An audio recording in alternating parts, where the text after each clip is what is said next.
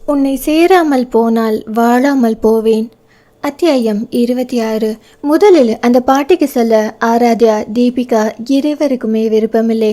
ஆனால் கண்டிப்பாக போய்தான் ஆக வேண்டும். இது அவர்கள் இணைந்து செய்த ப்ராஜெக்ட். அப்படி இருக்கும்போது அவர்களை போகவில்லை என்றால் கம்பெனியில் மேலதிகாரிகளுக்கு பதில் சொல்ல வேண்டி வரும். ராபர்ட் டீம் ஹெட் என்பதாலோ என்னவோ தானே அந்த ப்ராஜெக்டை தலையில் தூக்கி வைத்து நிறுத்தியது போல வெகுவாக ஆடிக்கொண்டிருந்தான். அவன் செயல் மற்ற எல்லோரையும் காட்டிலும் இந்த இருவருக்கும் எரிச்சலை கிளப்பிக் கொண்டிருந்தது. இந்த முறை ராபர்ட் இருவரையும் பார்ட்டிக்கு அழைத்த போது அவன் கண்களில் இருந்த ஏதோ ஒன்றில் ஆராத்யாவுக்கு கொஞ்சம் கலக்கமே இருந்தது. தீபிகா கூட ஆனந்தனை ஃபோன் செய்து வர சொல்லலாமா என கேட்டாள். ஆனால் என்ன காத்திருக்கிறது என்பதே தெரியாத ஒன்றுக்காக அண்ணனை அவ்வளவு தூரத்திலிருந்து வர வைக்க வேண்டுமா? அதுவும் நாளைக்கு பார்ட்டி எனும் போது இப்போது கிளம்பினால் கூட அண்ணனால் பார்ட்டி நடக்கும் நேரத்திற்கு வர முடியாது. பிறகு ஏன் அவனை தேவையில்லாமல் கலவரப்படுத்த வேண்டும்? அத்தோடு இவ்வளவு நாள் சமாளித்தது போல நாளையும் கூட நம்மால் சமாளிக்க முடிந்துவிட்டால் அண்ணனை அனாவசியமாக அழைத்து வீண் அலைச்சல் ஆகிவிடும் என சொன்னாள். தீபிகாவுக்கு கூட அவள் சொல்வது சரி எனப்பட்டது. ஆனந்தன் வந்து இங்கு ஒன்றும் பிரச்சனை இல்லை என்றால் கூட அதற்கு பிறகு இருவரையுமே இங்கு தங்கவிட மாட்டான். அவனை அங்கிருந்து வரவழைக்க வேண்டும் என்றால் எல்லா உண்மையும் சொல்லித்தான் வரவழைக்க வேண்டும்.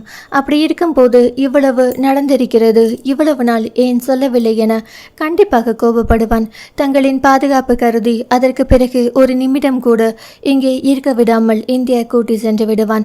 தீபிகாவுக்கு இங்கிருந்து கிளம்புவதில் அப்படி ஒன்றும் வருத்தமில்லை. ஆராத்யாவை போல வேலையில் நாட்டம் இருந்தால் வருத்தப்படலாம். ஆனால் தீபிகாவை பொறுத்தவரை இங்கே செய்தாலும் அது வேலைதான், இந்தியாவில் செய்தாலும் அது வேலைதான். அங்கே சென்று விட்டால் ஆராத்யா வீட்டில் அவளை வேலைக்கு அனுப்ப மாட்டார்கள். ஆனால் தீபிகாவுக்கு அப்படியல்ல. அதனால் எங்கே இருந்தாலும் அவளுக்கு ஒன்றுதான். இப்போதைக்கு அவள் சென்னைக்கு செல்ல யோசிப்பதற்கு அவளது அம்மா அப்பா தான் காரணம். அவள் வந்தால் அத்தை பையன் ரிதீஷுக்கு அவளை மனமுடித்து வெளிநாட்டிற்கு அனுப்ப வேண்டும் என காத்து கொண்டிருக்கிறார்கள். அத்தை வீட்டில் கொஞ்சம் வசதியானவர்கள்தான். ரிதீஷ் ரஷ்யாவில் வேலை பார்க்கிறான். ஆரம்பத்தில் அத்தை வீட்டில் தீபிகாவை மனமுடிக்க அவ்வளவாக இஷ்டமில்லை.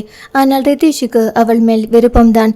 தீபிகா இப்படி வெளிநாட்டுக்கு சென்று படிப்பால், அங்கேயே அவளுக்கு வேலை கிடைக்கும் என அவர்கள் எதிர்பார்க்கவில்லை போல. இப்போது எல்லாம் தெரிந்ததும் அத்தை தொடர்ந்து நச்சரித்து கொண்டிருக்கிறாராம். தீபிகா ரிதீஷோடு சென்று ரஷ்யாவில் வேலை பார்த்தால் இன்னும் நல்ல பணம் கிடைக்கும் என்பது அவரது எண்ணம். அதற்காகத்தான் தொடர்ந்து திருமணத்தை பற்றி கேட்டுக்கொண்டிருக்கிறார்கள். அப்பாவிடம் ஏதேதோ சொல்லி சமாளித்து பார்த்தாயிற்று. ஆனால் அவர் அத்தை மகனை திருமணம் செய்வதில் பிடிவாதமாக இருந்தார். படிப்பு முடிந்ததும் திருமணம் என்றுதான் முதலில் சொல்லிக் கொண்டிருந்தார். ஆனால் இங்கேயே வேலை கிடைத்து விடவும் முதலில் வேலைக்கு போக வேண்டாம், கல்யாணம் செய்து கொண்டு பிறகு போய்கொள் என சொல்லியவர் அத்தையின் பேச்சை கேட்டு தான் வேலைக்கு போகவே சம்மதித்தார். இதிலிருந்து அத்தையின் எண்ணத்தை அவர் புரிந்து கொண்டிருக்க வேண்டும். ஆனால் அப்பாவோ வேறு விதமாக, நீ வேலைக்கு போனால் உனக்கும் நல்லதுதான், யாரை நம்பியும் வாழாமல் தனித்துவமாக இருக்கலாம் என சொன்னபோது அதுவும் தீபிகாவுக்கு சரியாகத்தான் தோன்றியது. எப்போதும் போல் வாய் துடுக்காக, நீங்க தானே அப்பா கல்யாணம் செய்து கொண்டு வேலைக்கு செல் என சொன்னீர்கள், இப்போது இப்படி சொல்கிறீர்களே என கேட்டாள். ஆனால் அவர் சிரிப்புடன், நீ திருமணம் செய்து கொண்டாலும் வேலைக்கு போ என்று தான் சொன்னேன், வீட்டிலேயே இரு என்று நான் எப்போதுமே சொன்னதில்லை என அந்த பேச்சுக்கு முற்றுப்புள்ளி வைத்தார். ஆராத்யா வீட்டில் அவளை 6 மாதம் மட்டும் வேலைக்கு போக அனுமதித்திருந்தார்கள் என்பது அவருக்கு தெரிய வர அதே 6 மாத காலம் தீபிகாவுக்கும் அவகாசம் கொடுக்கப்பட்டது. அவளால் இன்னும் 6 மாதம் இங்கே இருந்து சமாளிக்க முடியும். அப்பாவும் ஒன்றும் சொல்ல மாட்டார். ஆனால் ஆராத்யாவை விட்டுவிட்டு இங்கே இருக்க அவளுக்கு இஷ்டமில்லை. அதனால்தான் ஆராத்யா கிளம்பும் போது தானும் வேலையை விட்டுவிடலாம் என நினைத்திருந்தாள். ஆராத்யாவிற்கும் தீபிகாவின் திருமண விஷயம் தெரியும். அதனால்தான் ஆனந்தனிடம் பேச வைக்க மிகுந்த முயற்சி எடுத்து கொண்டிருந்தாள். ஆராத்யாவுக்கு இங்கே வந்ததும் ஓரளவுக்கு சமையல் வேலையெல்லாம் பழக்கப்பட்டு விட்டது. இரவு உணவை செய்து முடித்துவிட்டு தீபிகாவை சாப்பிட அழைக்க செல்ல அவள் பால்கனியில் நின்று யாருடனோ போன் பேசி கொண்டிருந்தாள். 10 நிமிடமாக பேசிக்கொண்டுதான் இருக்கிறாள். யாரிடம் இவ்வளவு சுவாரஸ்யமாக பேசி கொண்டிருக்கிறாள் என தீபிகாவை நெருங்கி சென்ற போது அவளை புன்னகையுடன் பார்த்துவிட்டு, சரி தியா வந்துட்டா, நான் சாப்பிட போகணும், அப்புறம் பேசுகிறேன், பாய் என்றபடி பேச்சை முடித்து கொண்டு வந்தாள். ஆராத்யா ஆச்சரியத்துடன் நோக்கி, யாரடி அது, என்னை பற்றி சொல்லிட்டு இருக்க? ஒருவேளை எனக்கு தெரியாம என் அண்ணங்கிட்ட பேசிட்டு இருக்கியா என சிரிப்புடன் கேட்டாள். ம் உங்கள் அண்ணன் கிட்ட பேசினாலும் அவரும் பேசிட்டு தான் மறு வேலை பார்ப்பார். இது வரையிலும் சும்மா உன்னை கவனிச்சுக்கன்னு சொல்லவாவது என்கிட்ட பேசிட்டு இருந்தாரு. இப்போ என் வாய்ஸை கேட்டாலே தலை தெறிக்க ஓடுறாரு. என்ன தான் ஆச்சோ அவருக்கு, என்னை தீபிகா அழுத்து கொண்டாள்.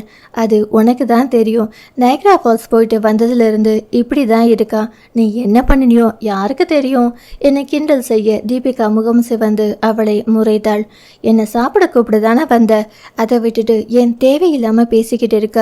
என்னை தீபிகா பேச்சை மாற்ற இப்போது ஆராத்யாவுக்கு நன்றாக சிரிப்பு வந்தது. பேச்சை மாற்றினது நான் இல்லைம்மா, நீதான். யார்கிட்ட பேசிக்கிட்டு இருக்கேன்னு தானே உன்கிட்ட கேட்டேன். அதுக்கு பதில் சொல்லாமல் அண்ணனை பற்றி எப்போ பேச்சை எடுப்பேன்? எப்போ நீ அவரை பற்றி சொல்லலாம்னு காத்துக்கிட்டு இருக்க நான் என்ன செய்ய? என தோள்களை குலுக்கி விட்டு கொண்டாள். ஆமாம், உங்கள் அண்ணன் பெரிய இவர், அவரை பற்றி நான் பேசிகிட்டே இருக்க ஆசைப்பட்டுக்கிட்டு இருக்கேன். போடி இவளே என்றவள் தொடர்ந்து, நித்யன் கிட்ட தான் பேசிகிட்டு இருந்தேன். அவன் இங்கே தான் இருக்கானாம். அதுதான் மீட் பண்ணலாமான்னு கேட்டேன் என சொல்ல ஆராத்யா ஆர்வத்துடன் என்ன சொன்னார் என கேட்டாள். இருவரும் சாப்பிட்டு கொண்டே பேச்சை தொடர கொஞ்சம் பிஸின்னு சொன்னான் என தீபிகா அவளை கவனிக்காதது போல பதில் சொன்னாள். இல்லைனா மட்டும் வந்துட போகிறார் என ஆராத்யாவுக்கு எரிச்சல் மண்டியது. என்னடி இப்போ உன் டேர்னா? நான் உங்கள் அண்ணனை கிண்டல் பண்ணதுக்கு இப்போ பதிலுக்கு நித்யனை கிண்டல் பண்ணுறியா? உங்கள் அண்ணன் உன்கிட்ட ஃபோன் பேசும்போது கூட பக்கத்திலே இருக்க என்கிட்ட பேச மாட்டேங்கிறாரு. அந்த ஆதங்கத்தில் சொன்னேன். ஆனால் நித்யன் இங்கே வேலை விஷயமா வந்திருக்கான். அதோட ஒரு மேட்ச் வேறு இருக்குன்னு சொல்கிறான். இந்த நேரத்தில் அவனுக்கு டைம் எங்கே இருக்கும் என தீபிகா பதில் சொல்லி கொண்டிருந்தாள். ஆராத்யா கோபத்துடன், நம்மளை பார்க்க தான் அவருக்கு நேரம் இருக்காது, ஆனால் மற்ற பொண்ணுங்க கூட நல்லா ஊர் சுற்றுவார் என கடுகடுத்தாள். தீபிகா ஆச்சரியத்துடன் அவளை நோக்கி, என்னடி சொல்கிற? அவன் அந்த மாதிரியெல்லாம் நடந்துக்கிறவன் கிடையாது. நீ ஏதாவது தப்பாக புரிஞ்சுக்கிட்டு இருப்ப என்ன சொன்னாள். நான் என் கண்ணாலேயே பார்த்தேன். இதில் தப்பாக புரிஞ்சுக்க என்ன இருக்கு? நீ பாத்தியா? எப்போ பார்த்ததியா? ஏன் என்கிட்ட சொல்லவே இல்லை? இங்கே வந்த புதுசில் நீ தான் எங்கேயும் வரவே மாட்டியே. நான் தனியாக தானே எல்லாத்தையும் மேனேஜ் பண்ணிக்கிட்டு இருந்தேன். அப்போது எப்போவாவது அவரை பார்த்துருக்கேன். நான் பார்க்கும்போதெல்லாம் அவர் பக்கத்தில் ஒரு 10 பொண்ணுங்களாவது நிற்கும். அவர் எங்கே போனாலும் அந்த பொண்ணுங்களும் பின்னாடியே கூட போகும். அவன் பின்னாடி அந்த பொண்ணுங்க சுற்றினா அவன் என்னடி பண்ணுவான்? இங்கே நிறைய பொண்ணுங்களுக்கு அவன் மேலே பயங்கர கிரஷ் இருக்குது. அப்படி இருக்கும்போது சுத்தலானா தான் ஆச்சரியம் என தீபிகா சிரிப்புடன் பதில் சொன்னாள். அதுக்காக அவங்க தான் அப்படி மேலே விழுந்து பழகிறாங்கன்னா இவர் தான் தள்ளி நிற்கணும். இவரும் அதுதான் சாக்குன்னு அவங்களோட சேர்ந்து ஈன்னு இழிச்சுக்கிட்டு நிற்கிறாரு என கோபத்துடன் சொன்னாள். அவளை ஆச்சரியத்துடன் பார்த்து கொண்டே, அந்த பொண்ணுங்க எப்படி நின்னா உனக்கு என்னடி? அதோட நித்யன் அப்படி இருந்தாலும் அதனால உனக்கு என்ன வந்தது என கேட்டாள். எனக்கு என்ன வந்தது? நீ கேட்டியன்னு பதில் சொன்ன. மற்றபடி எனக்கு இதில் என்ன இருக்கு? என்னை சாப்பிட்டு முடித்தவள் வேகமாக தட்டை எடுத்துக்கொண்டு சிங்கை நோக்கி சென்றாள்.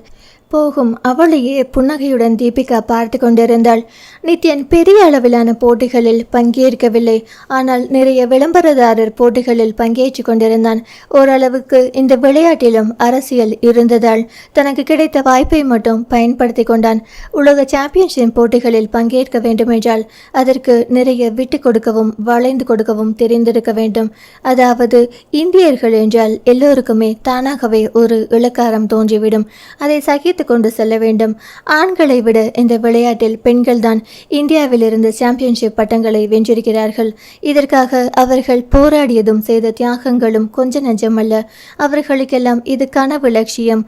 ஆனால் நித்யனை பொறுத்தவரை அவனுக்கு பிடித்த விளையாட்டு, அதை விளையாடுவதில் ஒரு ஆத்ம திருப்தி, அவ்வளவுதான். அதனால் இந்த அரசியலை எல்லாம் கடந்து பெரிய போட்டிகளில் பங்கேற்க அவன் விரும்பியதில்லை.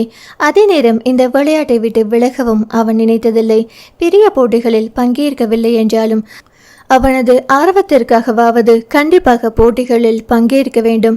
ஏனெனில் அவ்வளவு தூரம் அதை நேசித்தான். அமெரிக்காவில் குத்து சண்டைக்கு என்று பெரிய ரசிகர்கள் இருந்தார்கள். அதில் நித்யனின் அழகும் கம்பீரமும் அவன் விளையாட்டும் மற்றவர்களை கவர்ந்து இழுத்தது. அவன் அந்த ரிங்குக்குள் சென்று விட்டாலே இந்தர் இந்தர் என்ற கூக்குரல்கள் கேட்டுக்கொண்டே இருக்குமாம். இதை பற்றி யூனிவர்சிட்டியில் ஒரு வட இந்திய பெண் சொல்வதை கேட்டு ஒரு ஆர்வத்தில் தீபிகாவிடம் வேலை இருப்பதாக போய் சொல்லிவிட்டு விட்டு அந்த பெண்களோடு சேர்ந்து ஆராத்யா அவனுடைய போட்டி நடக்கும் அந்த இடத்திற்கு சென்றாள். ஏற்கனவே 2 போட்டிகள் முடிவடைந்திருந்தது. இப்போது அவள் சென்றபோது 3ஆவதாக ஒரு போட்டி நடந்து கொண்டிருந்தது. அதில் கிறிஸ்டோபர் வில்சன் என்ற அமெரிக்க குத்துச்சண்டை வீரன், அவன் எதிரில் நின்ற இன்னொரு அமெரிக்க குத்துச்சண்டை வீரரான ஜேம்ஸ் ஸ்மித் என்பவனுடன் போட்டியிட்டுக் கொண்டிருந்தான். ஏற்கனவே குத்துச்சண்டை என்றால் ஆராத்யாவுக்கு மிகுந்த பயம். ஏதோ ஒரு ஆர்வத்தில் நித்யனை பார்க்க கிளம்பி வந்துவிட்டாள். இப்போது அந்த கிறிஸ்டோபர் சண்டையிடுவதை பார்த்தால் மொத்தமாக வெறுத்து விடுவாள் போல, அந்த அளவுக்கு பயந்து போனாள். கிறிஸ்டோபர் மனிதனே இல்லை, ஒரு ராட்சசன் போல சண்டையிட்டு கொண்டிருந்தான். கிக் பாக்ஸிங் என்பதால் இங்கே பெரும்பாலும் நாக் அவுட் முறையில்தான் வெற்றிகளை தேர்ந்தெடுப்பார்கள். ஆனால் இவன் கண்டிப்பாக அவனை கொன்றுவிட்டு தான் இந்த போட்டியை முடிப்பான் போல, அந்த அளவுக்கு அவனை அடித்து கொண்டிருந்தான். முகம் முழுவதும் வீங்கி கைகளிலும் நெஞ்சிலும் மாறி மாறி குத்து வாங்கி கொண்டிருந்த அந்த ஜேம்ஸை பார்த்தாலே பாவமாக இருந்தது. யாரோ ஒருவன் அவன் கையில் மாட்டி அடிபடுவதையே விரும்பாத ஆராத்யா நித்யன் மட்டும் இவனோடு சண்டையிட்டால் அவ்வளவுதான் என நினைத்து கொண்டாள். நித்யனின் போட்டியை முதல் முறையாக நேரில் பார்க்க இருக்கிறாள். வீட்டில் டிவியில் கூட அவனது போட்டியை முழுதாக பார்த்ததில்லை. அதனால் தான் அவனை எண்ணி பயந்து கொண்டிருந்தாள். எல்லோரும் எதிர்பார்த்தது போலவே கிறிஸ்டோபர் தான் அந்த போட்டியில் வெற்றி பெற்றான். ஜேம்ஸ் எழக்கூட முடியாமல் கீழே கிடந்தான். அவனை ஸ்ட்ரெக்சரில் தூக்கி சென்றார்கள். அவர்களை கடந்து சென்ற அவனை பார்த்தபோது பரிதாபமாகத்தான் இருந்தது. பாவம், இந்த ராட்சசனிடம் வந்து மாட்டிக்கொண்டான். முகத்தை பார்த்தால் 30ஐ கடந்தவனாகத்தான் இருக்க வேண்டும். கிறிஸ்டோபரும் 30ஐ தாண்டியவனாகத்தான் தெரிந்தான். பெரும்பாலும் இங்கே 30 வயதிற்குள் சாம்பியன்ஷிப் பட்டத்தை வென்று விடுவார்கள். ஒருவேளை அந்த வாய்ப்பு கிடைக்காததால் தான் கிறிஸ்டோபர் இவ்வளவு வெறித்தனமாக விளையாடுகிறானோ? கிறிஸ்டோபர் தன் கையை உயர்த்தி ரசிகர்களை பார்த்து கை காட்டிவிட்டு வெற்றி பெற்ற மமதையோடு அவர்களை கடந்து சென்றான். அவனுக்கும் ரசிகர்கள் நிறைய இருந்தார்கள். இங்கே இப்படிப்பட்டவர்களை தான் நிறைய பேருக்கு பிடிக்கிறது போல என வெறுப்போடு நினைத்து கொண்டாள். ஆனால் இந்த விளையாட்டில் பெரும்பாலும் இப்படி வெறித்தனமாக விளையாடியவர்கள்தான் பெரும் வெற்றியை பெற்றிருக்கிறார்கள். அடுத்த போட்டியை ஜப்பானை சேர்ந்த ஹியோட்டோ என்பவனுக்கும் நித்யேந்திரனுக்கும் தான். முதலில் நித்யன்தான் உள்ளே நுழைந்தான். அவனை பார்த்ததுமே எல்லா பெண்களும் இந்தர் இந்தர் என கத்த தொடங்கிவிட்டார்கள். இந்திய பெண்கள் எவ்வளவு பேர் அவனுக்கு விசிறியாக இருந்தார்களோ அதே போல சம அளவு அமெரிக்க பெண்களும் விசிறியாக இருந்தார்கள். அவன் அந்த அரங்குக்குள் நுழைந்த போது எல்லோரையும் பார்த்து கை காட்டியபடி உள்ளே சென்றவன் சட்டென்று நின்று தங்கள் பக்கம் திரும்பி பார்க்க ஆராத்யாவுக்கு திக்கென்று இருந்தது. நல்ல வேளையாக தன் அருகில் இருந்த அந்த வட இந்திய பெண் பிங்கி எழுந்து நின்று அவனை நோக்கி கை காட்டி உற்சாகமாக கத்தி கொண்டிருக்க ஆராத்யா அவளுக்கு பின்னால் மறைந்தபடி அமர்ந்து கொண்டாள். அவர்களை நோக்கி கை காட்டியவன் ஒரு குறும்பு சிரிப்பை உதிர்த்துவிட்டு இதழோரம் இருந்த சிரிப்புடனே ரிங்குக்குள் சென்றான். ஒருவேளை என்னை பார்த்து விட்டானோ, அதனால் தான் சிரிக்கிறானோ என ஆராத்யா உள்ளுக்குள் அதை யோசனையாக இருந்தது. இல்லை, பார்த்திருக்க வாய்ப்பில்லை. இவ்வளவு கூட்டத்தில் என்னை உடனே அடையாளம் கண்டு கொள்ள முடிந்திருக்காது என தன்னை தானே சமாதானப்படுத்தி கொண்டாள். நித்யனும் ஆக்ரோஷமாக தான் விளையாடினான். ஆனால் கிறிஸ்டோபரிடம் இருந்த அந்த வெறித்தனம் இல்லை. அதனாலேயே எல்லோரும் அவனை இந்தளவு விரும்பி பார்க்கிறார்கள் போல. அந்த விளையாட்டை பிடிக்காத ஆராத்யா கூட அடுத்து என்ன நடக்குமோ என அவர்களது விளையாட்டை ரசித்து பார்க்க ஆரம்பித்தாள். அவளை அழைத்து வந்த பிங்கி கூட அவளை கேலி செய்தாள். என்னதியா, முதல்ல வரவே மாட்டேன்னு சொன்ன, இப்ப என்னடானா இப்படி ரசிச்சு பார்க்குற? பாத்தியா, இதுதான் எங்க இந்தர் மகிமை. நான் தான் அப்பவே சொன்னேன்ல, உனக்கும் பிடிக்கும்னு நீ தான் கேட்கல என சொன்னவள் மீண்டும் திரும்பி அவர்களது சண்டையை வேடிக்கை பார்க்க ஆரம்பித்தாள். வழக்கம் போலவே இந்த முறையும் நித்யன்தான் போட்டியில் வெற்றி பெற்றான். ரசிகர்களை பார்த்து இரு கைகளையும் உயர்த்தி தன் சந்தோஷத்தை பகிர்ந்து கொள்ள அதே போல எல்லோருமே அவனை பார்த்து இந்தர் இந்தர் என சத்தமிட்டு தங்கள் மகிழ்ச்சியை வெளிப்படுத்தினார்கள். அவனுக்கு ஆண் ரசிகர்களும் அதிகம்தான். அவர்கள் அவனோடு செல்ஃபி எடுக்க முயற்சி செய்ய அவன் வெளியே வருவதாக கை காட்டினான். பிறகு அவனால் அடிபட்டு கீழே கிடந்தவனை ஆர் யூ ஓகே என கேட்டுவிட்டு அதன் பிறகு கீழே இறங்கி அவனது அறைக்கு சென்றான். அதை பார்த்து கொண்டிருந்த பிங்கி மற்றும் அவளோடு வந்த யூனிவர்சிட்டி பெண்கள் எல்லோரும் அவனை ஆஹா ஓஹோ என புகழ்ந்து கொண்டிருந்தார்கள். அவன் வெளியே வந்ததும் அவனிடம் ஆட்டோகிராஃப் அல்லது ஒரு செல்ஃபி ஏதாவது ஒன்று எடுத்துக்கொண்ட பிறகுதான் கிளம்புவேன் என பிங்கி சொல்லிவிட, கண்டிப்பாக இதற்கு மேல் இங்கே நின்றால் அவன் கண்டுபிடித்து விடுவான் என்பதால் தனக்கு நேரமாகிவிட்டது என தான் கிளம்புவதாக சொல்லி ஆராத்யா கிளம்பிவிட்டாள். பிங்கியை விட்டு நகர்ந்து சற்று தள்ளி வந்ததுமே அவன் வெளியே வந்துவிட, அங்கே அழகுக்காக செயற்கையாக வைத்திருந்த மரத்தின் பின்னால் சென்று ஒளிந்து கொண்டாள். அவன் வெளியே வந்ததும் அதற்காகவே காத்திருந்த பெண்கள் அவனை மொய்த்து கொண்டு ஆட்டோகிராஃப் வாங்கி கொண்டிருந்தார்கள். பார்த்த ஆராத்யாவுக்கு நிச்சயமாக அவ்வளவு எரிச்சல். அவர்கள் தான் மேலே வந்து விழுகிறார்கள் என்றால் இவனும் அப்படியே சிரித்து கொண்டு நிற்கிறானே என அவனை திட்டிக் கொண்டிருந்தாள். வெகு நேரம் அவனையே பார்த்து வைத்தெரிச்சலில் பொறாமை கொண்டு அவனை திட்டிக் கொண்டிருக்க, அவன் லேசான இருமலுடன் சுற்றிமுற்றி பார்த்தவன் அவள் நின்றிருந்த மரத்தின் பின்னாலும் ஒரு முறை பார்த்தான். அவன் இந்த பக்கம் பார்க்கவும் நன்றாக மரத்தின் பின்னால் ஒளிந்து நின்றவள் தன்னை பார்த்து விடுவானோ என மனது படபடக்க அப்படியே நின்றாள்.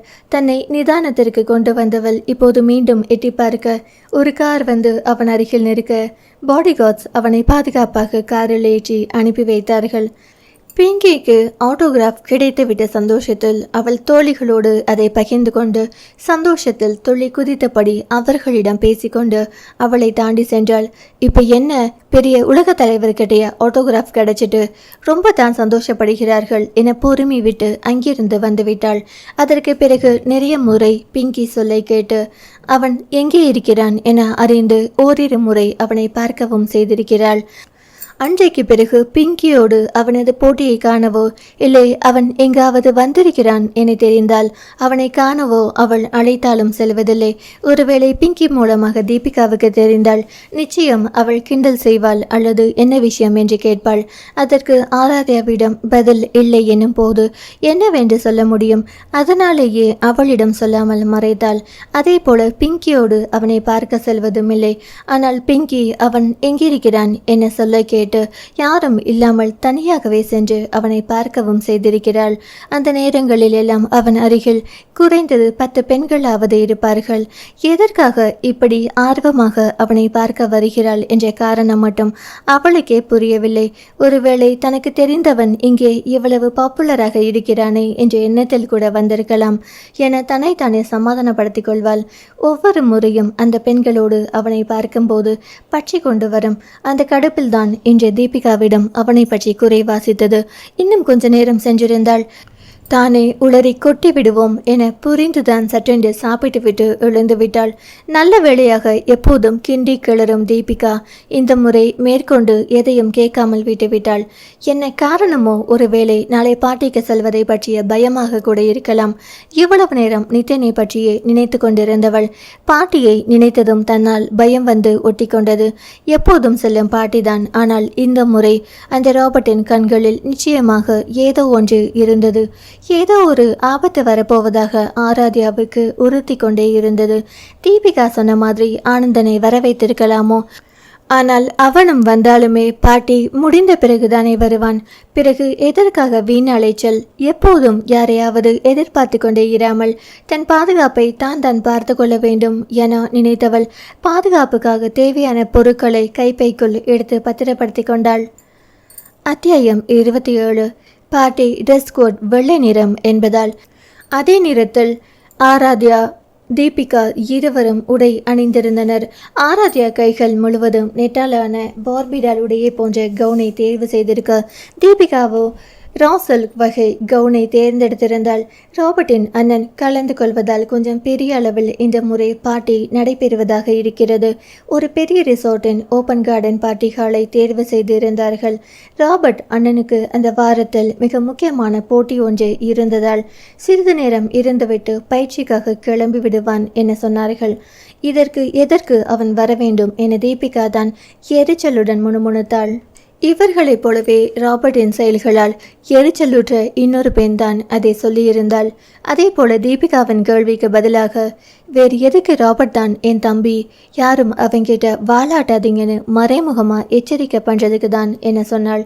இப்பவும் அவனை வேறு யாரும் தொந்தரவு பண்ணலதானே, எல்லோரும் அவனுக்கு அடிமை வேலை தானே செய்கிறாங்க என்ற தீபிகாவின் கேள்விக்கு, ஆமாம், அதோட அவன் அண்ணன் வந்தா ராபர்ட் கொஞ்சம் பந்தாவா இருக்கும்னு நினைக்கிறான். அதை தவிர வேற ஏதாவது முக்கியமான காரணம் இருக்கலாம், நமக்கு தெரிஞ்சதெல்லாம் ஒரு யூகம் தானே என சொன்னாள். அது என்னவோ சரிதான், அவர்களுக்குள் என்ன திட்டம் என்பது அவர்களை தவிர வேறு யாருக்கும் தெரிந்திருக்க முடியும். தீபிகாவும் ஆராத்யாவும் சரியான நேரத்துக்கு கிளம்பி பார்ட்டிக்கு சென்ற போது அங்கிருந்த ஆண்கள் படரது பார்வை அவர்களது மேல்தான் இருந்தது. பெரும்பாலும் இந்திய ஆண்களுக்கு இருக்கும் வரவேற்பை போல இந்திய பெண்களுக்கும் ஓரளவு அங்கே வரவேற்பு இருந்தது. அவர்களைப் போல ஒரே வெள்ளையாக மைதா மாவு மாதிரி இல்லாமல் பால் நிறம் எலும்புச்சி நிறத்தில் அவர்களது இந்திய அழகும் பல அமெரிக்க ஆண்களை கவரத்தான் செய்தது.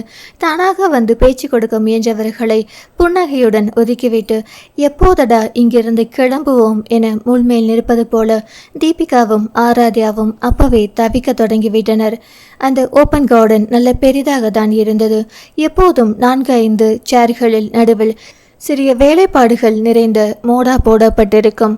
ஆனால் இந்த முறை எல்லோரும் நின்று கொண்டிருப்பதைப் போல இடுப்பு உயரத்திற்கு உயர்ந்திருந்த தண்ணீர் ஜெக்கை போன்ற அமைப்புடைய பெரிய சைஸ் மோடா போடப்பட்டிருந்தது. அதன் அருகில் நின்று கொண்டுதான் மதுபானங்களை அருந்த வேண்டும்.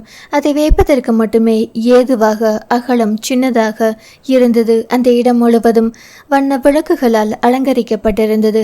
பார்ப்பதற்கு மிகவும் ரம்யமாக இருந்தது. அந்த இடத்தை தாண்டி சென்றால் அந்த ரிசார்ட்டில் நிறைய அறைகள் இருந்தது. அங்கே போவோர் வருவோருக்கு தனியாக பாதை அமைத்திருந்தார்கள். இந்த பார்ட்டிக்கு வருவதற்கென்று தனி வாயில் இருந்தது. அதனால் தெரியாமல் செல்வதானால் அங்கிருந்து செல்வது இல்லாத காரியம்.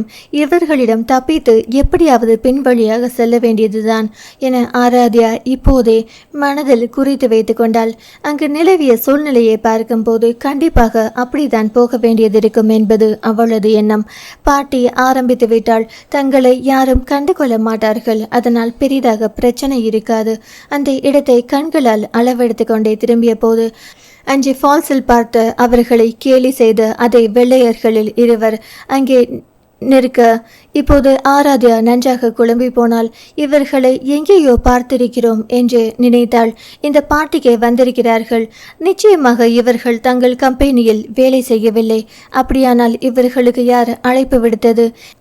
வேறு யாரையும் அவ்வளவு சீக்கிரம் உள்ளே விட மாட்டார்களே என யோசனையுடன் நின்றாள். அதை தீபிகாவிடம் பகிர்ந்து கொள்ள, எனக்கு அவங்கள எங்கேயும் பார்த்தது போல தெரியலதியா, இல்லைனா அன்னைக்கே நான் கண்டுபிடிச்சிருப்பேனே. உனக்கு பார்த்த மாதிரி இருக்குன்னா அவங்க எப்படியும் நம்ம கம்பெனியில் உள்ள பெரிய தலைங்களுடைய ஃப்ரெண்ட்ஸாக இருக்கலாம். ஏற்கனவே இங்கிருந்து எப்படிடா தப்பிக்கிறதுங்கிற நிலைமையில இருக்கோம். இதில் இவனுங்க வேற என்னை தீபிகா அழுத்து கொண்டாள். எனக்கும் அப்படி தான் தீபி இருக்கு. முடிஞ்ச வரையிலும் பாட்டி ஆரம்பிச்சு கொஞ்ச நேரத்திலேயே நாம் கிளம்பி போயிடுவோம். இந்த ராபர்ட்டும் அவங்க அண்ணனும் எப்போ வந்து தொலைவாங்கன்னு தெரியல. வந்துட்டா பாட்டியை ஆரம்பிச்சிடுவாங்க. அவங்களுக்காக தான் வெயிட் பண்ணுறாங்க. எல்லாரும் இங்கே காத்துக்கிட்டு இருக்கும்போது அவனுங்க மட்டும் சாவகாசமாக வரானுங்க பாத்தியா என எப்போதும் கோபத்தை வெளிக்காட்டாத ஆராத்யா கூட இந்த முறை கொஞ்சம் எரிச்சலுடன் கடுகடுத்து கொண்டிருந்தாள். அவள் சொல்லிக் கொண்டிருந்த போதே பந்தாவாக கப்பல் போன்ற காரில் ராபர்ட்டும் அவன் அண்ணன் கிறிஸ்டோபரும் வந்து இறங்கினார்கள். நீ சொன்னதும் 2 கழுதைக்கும் மூக்கு வேர்த்தடிச்சு போல வந்துட்டானுங்க என்றபடி அவர்களை வரவேற்க எல்லோருடனும் சென்று வாசலில் நின்று கொண்டார்கள். கிறிஸ்டோபரை பார்த்ததும் ஆராத்யா முகத்தில் ஈயாடவில்லை. இவன் தான் ராபர்ட்டுடைய அண்ணனா? இவனுக்கு வேறு அண்ணனை கிடைக்கவில்லையா? இருந்திருந்து வந்திருக்கிறான் பார் அண்ணனாம் அண்ணன். அவன் இவனை விட மோசமானவன். இவர்கள் 2 பேருக்கும் வரவேற்பு ஒன்றுதான் குறைச்சல். எல்லாம் தலையெழுத்து என எரிச்சலுடன் ஆராத்யா முகத்தில் அத்தனை வெறுப்புடன் நின்று கொண்டிருந்தாள். உள்ளே நுழைந்த போது ஆராத்யாவையும் தீபிகாவையும் பார்த்த கிறிஸ்டோபர் கண்களில் ஆர்வம் மின்ன இருவரையும் பார்த்தான். அவன் பார்வையிலேயே இருவரையும் துகிலுரிக்க தொடங்க இருவருமே அருவருத்து போனார்கள். அதிலும் ஆராத்யாவை அவன் பார்வையால் கபலீகரம் செய்து கொண்டிருந்தான். இலைப்புழு முழு இலையையும் தின்றுவிட்டு அதன் காம்புகளை மட்டும் வைத்திருக்கும் அதுபோல கண்களாலேயே அவள் உடைகளை மட்டும் தெஞ்சு கொண்டிருந்தான். உடைகளுக்குள்ளான அழகு எப்படி இருக்கும் என அவளை ஒவ்வொரு இடமாக அளவெடுக்க அவ்வளவு பெரிய உடையை அணிந்திருந்தும் அதற்கு மேலே ஏதாவது எடுத்து போர்த்தி கொள்ளலாமா என்பது போல ஆராத்யா தவித்து போனால் கண்களில் எரிமலை குழம்பை தேக்கி வைத்து அதிலேயே உன்னை போட்டு பொசுக்கி விடுவேன் என்பதை போல முறைத்து பார்த்தவள் வெறுப்புடன் முகத்தை திருப்பிக் கொண்டாள். அவளை அதிக சுவாரஸ்யமாக பார்த்த கிறிஸ்டோபர் ராபர்ட்டிடம் திரும்பி ஏதோ சொல்ல தொடங்கினான். பதிலுக்கு அவனும் வளர்ந்த முகத்துடன் தலையை ஆட்டி ஏதோ சொல்லிக் கொண்டிருந்தான். முடிவில் கிறிஸ்டோபரிடம் பேசிவிட்டு ராபர்ட் தன் நண்பர்களை அழைத்து கொண்டு வேகமாக அங்கிருந்து சென்றான். அங்கே கிறிஸ்டோபருக்கு தடப்புடலாக ஏகப்பட்ட வரவேற்பு நடந்து கொண்டிருந்தது. எப்படியும் இந்த முறை உலக சாம்பியன்ஷிப் அவன்தான் வெல்லப் போகிறான் என அங்கிருந்த பல பத்திரிகைகள் அவனை பற்றி பெருமையாக எழுதி கொண்டிருந்தது. அப்படிப்பட்டவன் இங்கே தங்கள் கம்பெனி பார்ட்டிக்கு வந்தது அங்கிருக்கிற எல்லோருக்கும் பெருமையாக இருந்தது. கம்பெனி சிஇஓவில் இருந்து கம்பெனியில் பெரிய பொறுப்பில் இருந்த எல்லோரும் அவனை விழுந்து விழுந்து உபசரித்தனர். நிச்சயம் இது தங்கள் கம்பெனிக்கு பெரிய விளம்பரமாக அமையும் என்பது அவர்களது எண்ணம். கிறிஸ்டோபரின் நடவடிக்கைகளை பார்த்து கொண்டிருந்த தீபிகா எங்கோ சென்று கொண்டிருந்த ராபர்ட்டை காட்டி, இவன் தான் பொறுக்கினா, இவன் அண்ணன் அதை விட பொறுக்கியா இருப்பான் போலிருக்கே, கண்ணாலேயே ரேப் பண்ணிடுவான் போலிருக்குடி, எங்கிருந்து தான் வரானுங்களோ என்னை ஏகத்துக்கும் புரிந்து கொண்டிருந்தாள். ராபர்ட் கூட சென்று கொண்டிருந்த அந்த இளைஞர்களை பார்த்தபடி, ஆமாண்டி, கண்ணாலேயே துகில் உரிக்கிறதுனா என்னன்னு இன்னைக்கு தான் தெரிஞ்சுக்கிட்டேன். அவன் பார்த்த பார்வையில் உள்ளுக்குள்ள அப்படியே கூசி போயிடுச்சு என தன் பங்கிக்கு ஆராத்யா அங்கலாய்த்தாள். அவனுங்க மொழியே சரியில்லடி, எதுக்கோ பிளான் பண்ணுற மாதிரி இருக்கு, நாம் பேசாமல் இங்கேருந்து கிளம்பிடுறது தான் நல்லது என தீபிகா தீவிரமாக சொன்னாள். எனக்கும் அப்படி தாண்டி தோணுது. கண்டிப்பாக இந்த வழியை நம்மளால் போக முடியாது, விடவும் மாட்டாங்க. இதோ பாட்டி ஆரம்பிச்சிடுச்சு, எல்லாரும் குடிச்சிட்டு மட்டையாகிடுவாங்க. இந்த பக்கமாக காரிடோரில் நடந்து போயிடலாம், அந்த பக்கம் ரூம்ஸ் இருக்கு, யாராவது பார்த்தா கூட சுற்றி பார்க்க வந்தோம்னு சமாளிச்சிடலாம் என ஆராத்யா சொல்ல தீபிகாவும் சரி என தலையசைத்தாள். கிறிஸ்டோபரின் பார்வை எப்போது தீபிகாவின் மீது பதிய ஆராத்யாவை போல அவளால் அமைதியாக இருக்க முடியவில்லை. சற்றென்று ஆனந்தனின் ஞாபகம் வந்தது. இது அவனுக்கு சொந்தமான உடல், இதை கண்டவன் சாதாரணமாக இப்படி பார்க்க கூட என்னால் அனுமதிக்க முடியாது. உனக்கு எவ்வளவு திமிர் இருந்தால் என்னை இப்படி பார்ப்பாய் என நினைத்தவள் யதார்த்தமாக அந்த பக்கமாக செல்வது போல மோடோவை கிறிஸ்டோபரின் காலில் தள்ளிவிட்டாள். அதன் பிறகு தெரியாமல் தள்ளிவிட்டதை போல பதறி சாரி என 1000 சாரிகளை கேட்டுவிட்டு அங்கிருக்கும் சில பேரிடம் திட்டும் வாங்கி கொண்டு கவலைப்படுகிறதை போல முகத்தை வைத்துக்கொண்டு அங்கிருந்து வந்தாள். முதலில் அவள் செயலில் திகைத்த ஆராத்யா அவள் அருகில் வந்ததும் கோபத்துடன் முறைக்க தீபிகா அவளை பார்த்து கண்ணடித்து சிரித்தாள். வெகு நேரம் கோபத்தை இழுத்து பிடிக்க முடியாமல் அவளுக்கு சிரிப்பு வந்துவிட சட்டென்று அவளும் சிரித்து விட்டாள். அவளது செயலில் கொஞ்சம் திகைத்தாலும் அந்த மோடோ அவன் காலில் விழுந்த போது மனதுக்குள் சந்தோஷமாக தான் இருந்தது. இருவரும் ஒருவரை ஒருவர் பார்த்து புன்னகைத்து கொண்டது கவனித்துவிட்ட கிறிஸ்டோபர் கண்களில் வெறியுடன் இருவரையும் முறைத்தான். எதேச்சாக அந்த பக்கம் திரும்பிய ஆராத்யா அவன் கண்களில் இருந்த வெறியை பார்த்ததும் நெஞ்சு துணுக்குற்றது. வேட்டையாட துடித்து கொண்டிருந்த அவன் பார்வையை கண்டபோது கழுதை புலியாய் பிறந்திருக்க வேண்டியவன் என்ற எண்ணம் வராமல் இல்லை. அவனின் வெறி நிறைந்த பார்வையே அங்கிருந்து உடனே கிளம்ப வேண்டும் என அவளை துரத்திவிட போதுமானதாக அமைந்தது. தீபிகாவின் புறம் திரும்பி கிளம்புவதற்காக அவளை அழைக்க, ஆனால் அவளோ அதற்குள் கையில் இருந்த ஒயினை ஒரே வாயில் குடித்திருந்தாள். இதை எதிர்பார்க்காத ஆராத்யா அதிர்ந்து, என்ன தீபி இது என வேகமாக கேட்க அப்போதுதான் தன் கையில் இருந்த ஒயின் கிளாஸை அவளும் கவனித்தாள். மீண்டும் வேண்டும் விதமாக தோழியை பார்த்தவள், சாரிடி, அவன் மேலிருந்த கோபத்தில் என்னென்னு கவனிக்காம குடிச்சிட்டேன் என கவலையுடன் சொன்னாள். அவளது மனநிலையை புரிந்து கொண்ட ஆராத்யா இதற்கு மேல் இங்கு இருந்தால் சரி வராது என அவளை கிளம்ப சொல்ல அவள் சட்டென்று எழுந்தாள். அவர்கள் நினைத்தது போல வாசல் வழியாக செல்ல முடியவில்லை. எல்லோருமே அந்த பக்கம்தான் நின்று கொண்டிருந்தார்கள். அதனால் ஃப்ரெஷ்அப் ஆகி வருகிறோம் என சொல்லிவிட்டு ரெஸ்ட் ரூம் இந்த பக்கமாக செல்வது போல சென்று அறைகள் இருந்த காரிடோர் வழியாக நடக்க அங்கே தங்களோடு வேலை செய்த இன்னொருவர் எதிரில் வருவதை கண்டதும் சற்றென்று இறங்கி அங்கிருந்த அழகு செடியின் பின்னால் நின்று கொண்டார்கள். அதுவரை சமாளித்து வந்த தீபிகாவுக்கு அதற்கு மேல் முடியவில்லை.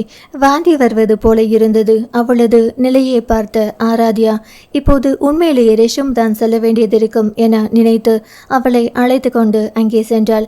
2-3 முறை வாமிட் செய்தவளால் நிற்கக்கூட முடியவில்லை. ஆராத்யா தீபிகாவுக்கு முகம் கழுவி உடைகளை துடைத்துவிட்டு அவளை தாங்கி பிடித்து வெளியே அழைத்து வந்தாள். ஆராத்யாவுக்கு அங்கிருந்த சூழ்நிலை ஏற்கனவே தலைவலியை கொண்டு வந்திருந்தது. இதில் தீபிகாவையும் அழைத்து கொண்டு இங்கிருந்து வெளியே சென்று டாக்ஸி பிடித்து எப்படி வீட்டுக்கு செல்ல போகிறோம் என ஆயாசமாக வந்தது. காரிடோரில் நடந்து சுற்றி கொண்டு செல்வதற்கு பதிலாக தோட்டத்தில் அங்கு செடிகளுக்கு பின்னால் மறைந்து சீக்கிரமாக சென்று விடலாம் என தோன்ற தீபிகாவை தோளில் தாங்கிக் கொண்டு அங்கிருந்து மெதுவாக நடந்து வந்து கொண்டிருந்தாள். இந்த பக்கமெல்லாம் சிறிய அளவிலான வெளிச்சம் மட்டுமே இருந்தது. அதனால் தடுமாறிதான் செல்ல முடிந்தது. ஓரளவு அந்த சீரியல் லைட்டுகளின் வெளிச்சம் கண்களுக்கு பழக்கப்பட்டுவிட வேகமாக அங்கிருந்து போனால் போதும் என ஆராத்யா தீபிகாவை தோளில் தாங்கிக் கொண்டு பாதி தூரம் வரும்போதே ராபர்ட் அவள் எதிரில் வந்து நின்றான். அவன் மட்டுமல்ல, அவன் கூட அந்த பொறுக்கிகளும் வந்து நின்றார்கள். அப்படியானால் இவர்கள் எல்லாம் ராபர்ட்டின் நண்பர்கள் தானா? அதனால்தான் அன்று பார்த்த மாதிரி இருந்ததா? ராபர்ட்டை பார்க்க இவர்கள் அடிக்கடி அலுவலகம் வந்து விடுவார்கள் போல.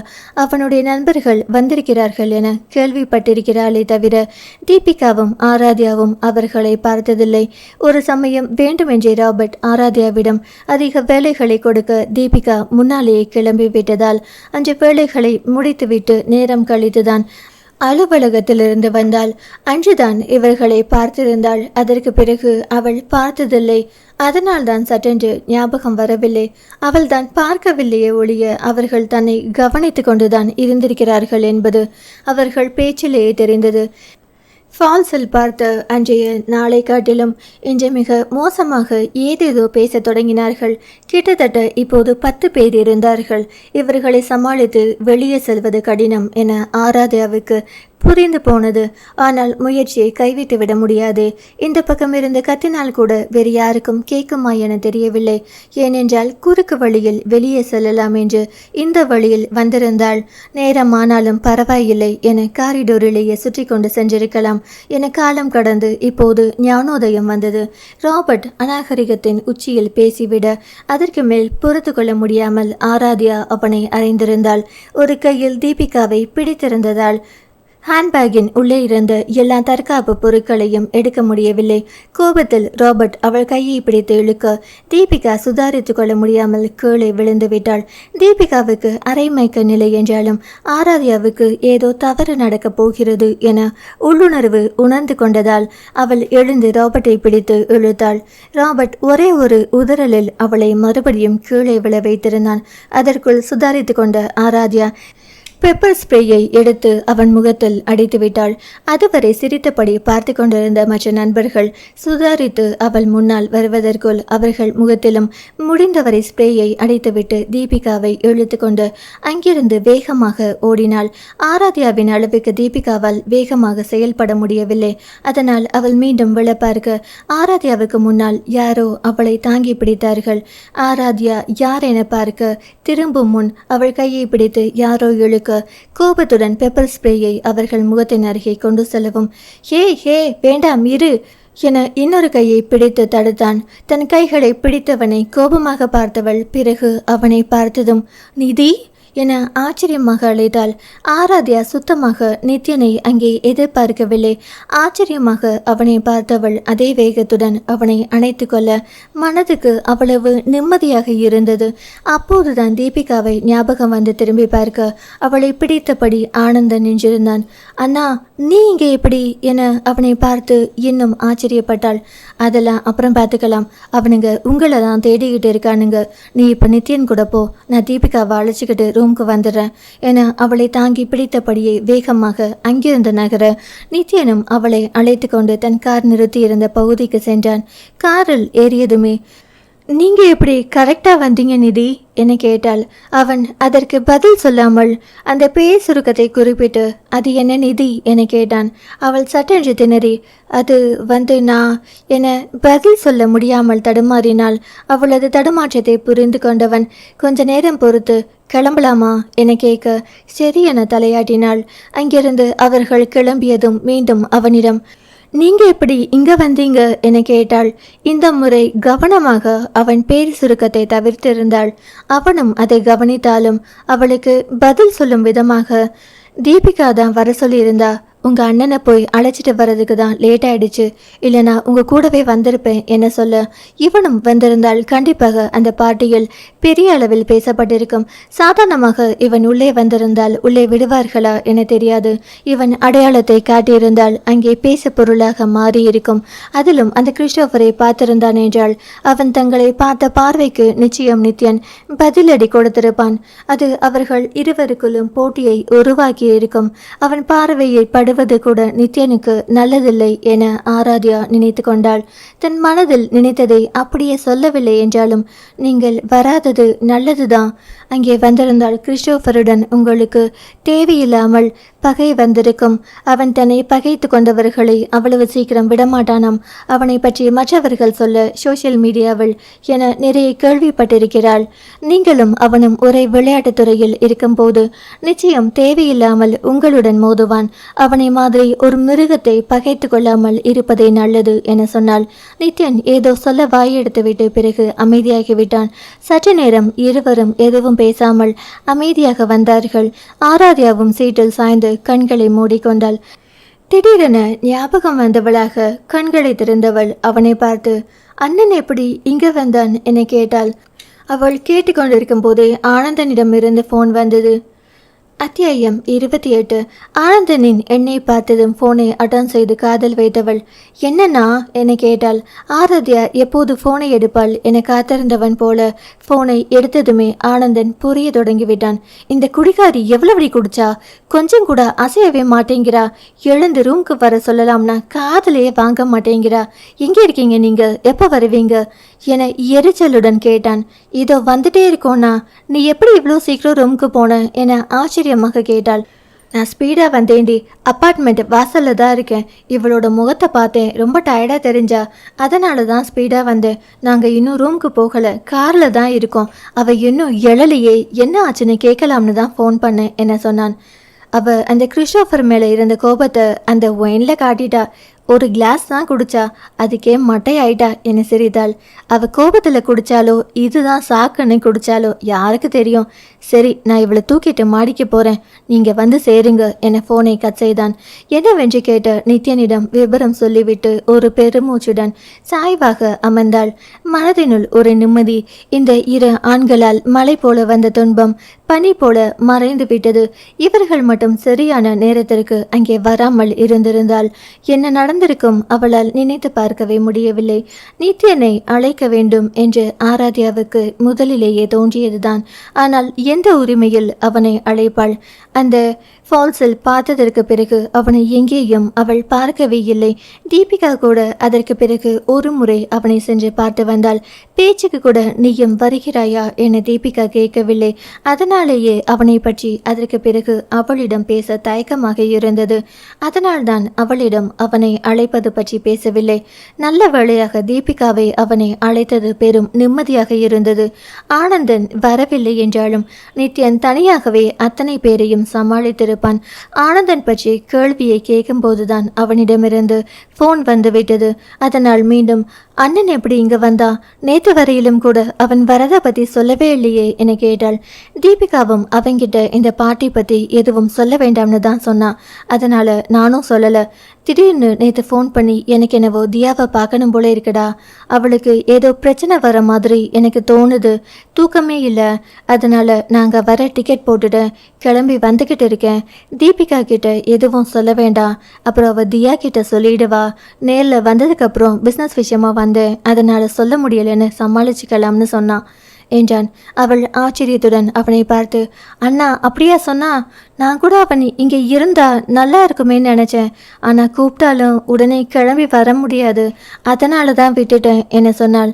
ஆனந்தன் முதலில் தனக்கு 2 நாட்களாக மனது சரியில்லை, நமக்கு நெருக்கமானவர்களுக்கு ஏதோ பிரச்சனை வரப்போவது போல தோன்றுகிறது என்று மட்டும்தான் சொன்னான். நித்யன்தான் தனக்கும் அப்படிதான் இருக்கிறது, அதுவும் தியாவுக்கு ஏதோ பிரச்சனை வரப்போவதாக உள்மனது சொல்கிறது என சொன்னான். அதனால்தான் போட்டியை காரணம் காட்டி இங்கே கிளம்பி வந்திருப்பதாகவும் சொன்னான். அதை சொன்னதும் பதறிப்போன ஆனந்தன், ஒருவேளை நீ அங்கே இருக்க அதுவே திருப்தி தான், இருந்தாலும் நானும் உடனே அங்கே வர டிக்கெட் போடுறேன்டா, இல்லைனா இங்கே உட்காந்து தலையை பிச்சுக்கிட்டு இருப்பேன். நீ சொன்னதும் தான் இப்போ எனக்கு தியாவை உடனே பார்க்கணும் போல தோணுது. அவளுக்கு ஒன்றுனா என்னால் தாங்க முடியாது என புலம்ப ஆரம்பித்தவன்.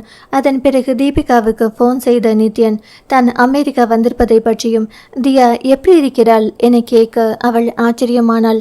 முதலில் கேலி செய்தாலும் பிறகு அங்கு உள்ள நிலைமையை சொல்ல அவன் உள்மனது உண்மையை தான் சொல்லியிருக்கிறது. நல்ல வேளையாக கிளம்பி வந்தோம் என நிம்மதியானான். ஆனந்தனும் அங்கே தியாவை நினைத்து கவலைப்படுவதாக நித்யன் சொல்ல தீபிகா கிண்டலுடன், 2 பேருக்குமே என் ஞாபகம் வரவே இல்லையாடா என்றாள். உன்னையெல்லாம் யாரு என்ன செய்ய முடியும்? நீ யாரையாவது ஏதாவது செய்யாமல் இருந்தா போதாது என நித்யன் சிரித்தபடி சொன்னான். ரொம்ப பண்ணாத நித்தி, உன் ஆளு ரொம்ப அமைதியான அம்மாஞ்சின்னு நினச்சிக்கிட்டு இருக்கல. ஒரு நாள் இல்லை ஒரு நாள் வச்சு செய்ய போறா. அன்னைக்கு தெரிஞ்சுப்ப இந்த தீபிகா ஒரு அப்பாவின்னு என்ன பதிலுக்கு நித்யனை கேலி செய்தாள். அப்போதுதான் ஆராத்யா அவளிடம் வந்து யார் பேசுகிறார்கள் என கேட்டது. நித்யன் என்றதும் அப்படியே அவனை பற்றி பேச்சும் தொடர்ந்தது. கொஞ்ச நாட்களாக அவனை பற்றிய பேச்சு எடுத்தாலே ஆராத்யா கண்களில் ஆர்வம் வந்துவிடுவதை தீபிகாவும் கவனித்து கொண்டுதான் இருக்கிறாள். நித்யனை வேண்டாம் என்று சொன்னதிலிருந்து அவ்வப்போது அப்படி நேரடியாக சொல்லியிருக்க கூடாது என தீபிகாவிடம் புலம்பியிருக்கிறாள். அதுவும் ஊட்டியில் நடந்ததில் அவன் மேல் தவறு இல்லை என்று தெரிந்த பிறகு அடிக்கடி இரவு வேளையில் கண் விழித்து அப்போதும் எப்போதாவது நித்யனை பற்றி புலம்புவாள். மற்ற நேரங்களில் என்ன கேட்டாலும் மௌனம்தான் விடையாய் கிடைக்கும். அவள் மனதில் என்ன இருக்கிறது என்பதை அவள் புரிந்து கொண்டு முடிவுக்கு வரட்டும் என்று தீபிகா தோண்டி துருவுவதில்லை. அதன் பிறகு ஆனந்த நித்யனுக்கு ஃபோன் செய்து மறுநாள் டிக்கெட் கிடைத்திருப்பதாகவும் தானும் கிளம்பி வருவதாகவும் சொல்ல அதன் பிறகு பேசியதை மட்டும்தான் இப்போது தியாவிடம் சொல்லியிருந்தான். இன்று பாட்டிக்கு இவர்கள் கூட போகலாம் என்றுதான் நித்யன் நினைத்திருந்தான். முதலில் வெளியாட்களை விடுவார்களா என்பதில் சந்தேகம் இருந்தது. இருந்தாலும் வெளியில் கார் பார்க்கிங்கில் காத்திருக்கலாம் அல்லது இங்கேயே ஏதாவது ரூம் எடுத்து பாட்டியை பார்ப்பது போல நின்று கொள்ளலாம் என நினைத்தான். ஆனந்தன் ஏர்போர்ட் வந்துவிட்டதாக சொல்ல தீபிகாவுக்கு ஃபோன் செய்து, நீங்கள் முன்னால் போங்கள், நான் பின்னால் வந்து விடுகிறேன் என்று மட்டும் சொல்லிவிட்டு ஃபோனை வைத்து விட்டான். அதன் பிறகு ஆனந்தனை சென்று அழைத்து வருவதற்குள் இங்கே பிரச்சனை நடந்து முடிந்திருந்தது. சற்று நேரம் யோசனையுடன் இருந்த ஆராத்யா பிறகு நித்யனிடம் திரும்பி, நாம கொஞ்ச நேரம் இங்கே எங்கேயாவது ரிலாக்ஸ் பண்ணிட்டு போகலாமா என கேட்டாள். அவளை புருவ சொலிப்புடன் பார்த்தவன், ஏன் என கேட்டான். தன்னை அவன் தவறாக எடுத்து கொண்டானோ என நினைத்தவள், அது ஒன்றுமில்லை, ஃபால்ஸ் போயிட்டு வந்ததிலிருந்து அண்ணன் தீபிகா கிட்ட சரியாவே பேச மாட்டேங்கிறான்னு அவ ரொம்ப வருத்தப்பட்டா. அதான் இன்னைக்கு 2 பேரும் தனியா இருக்காங்க.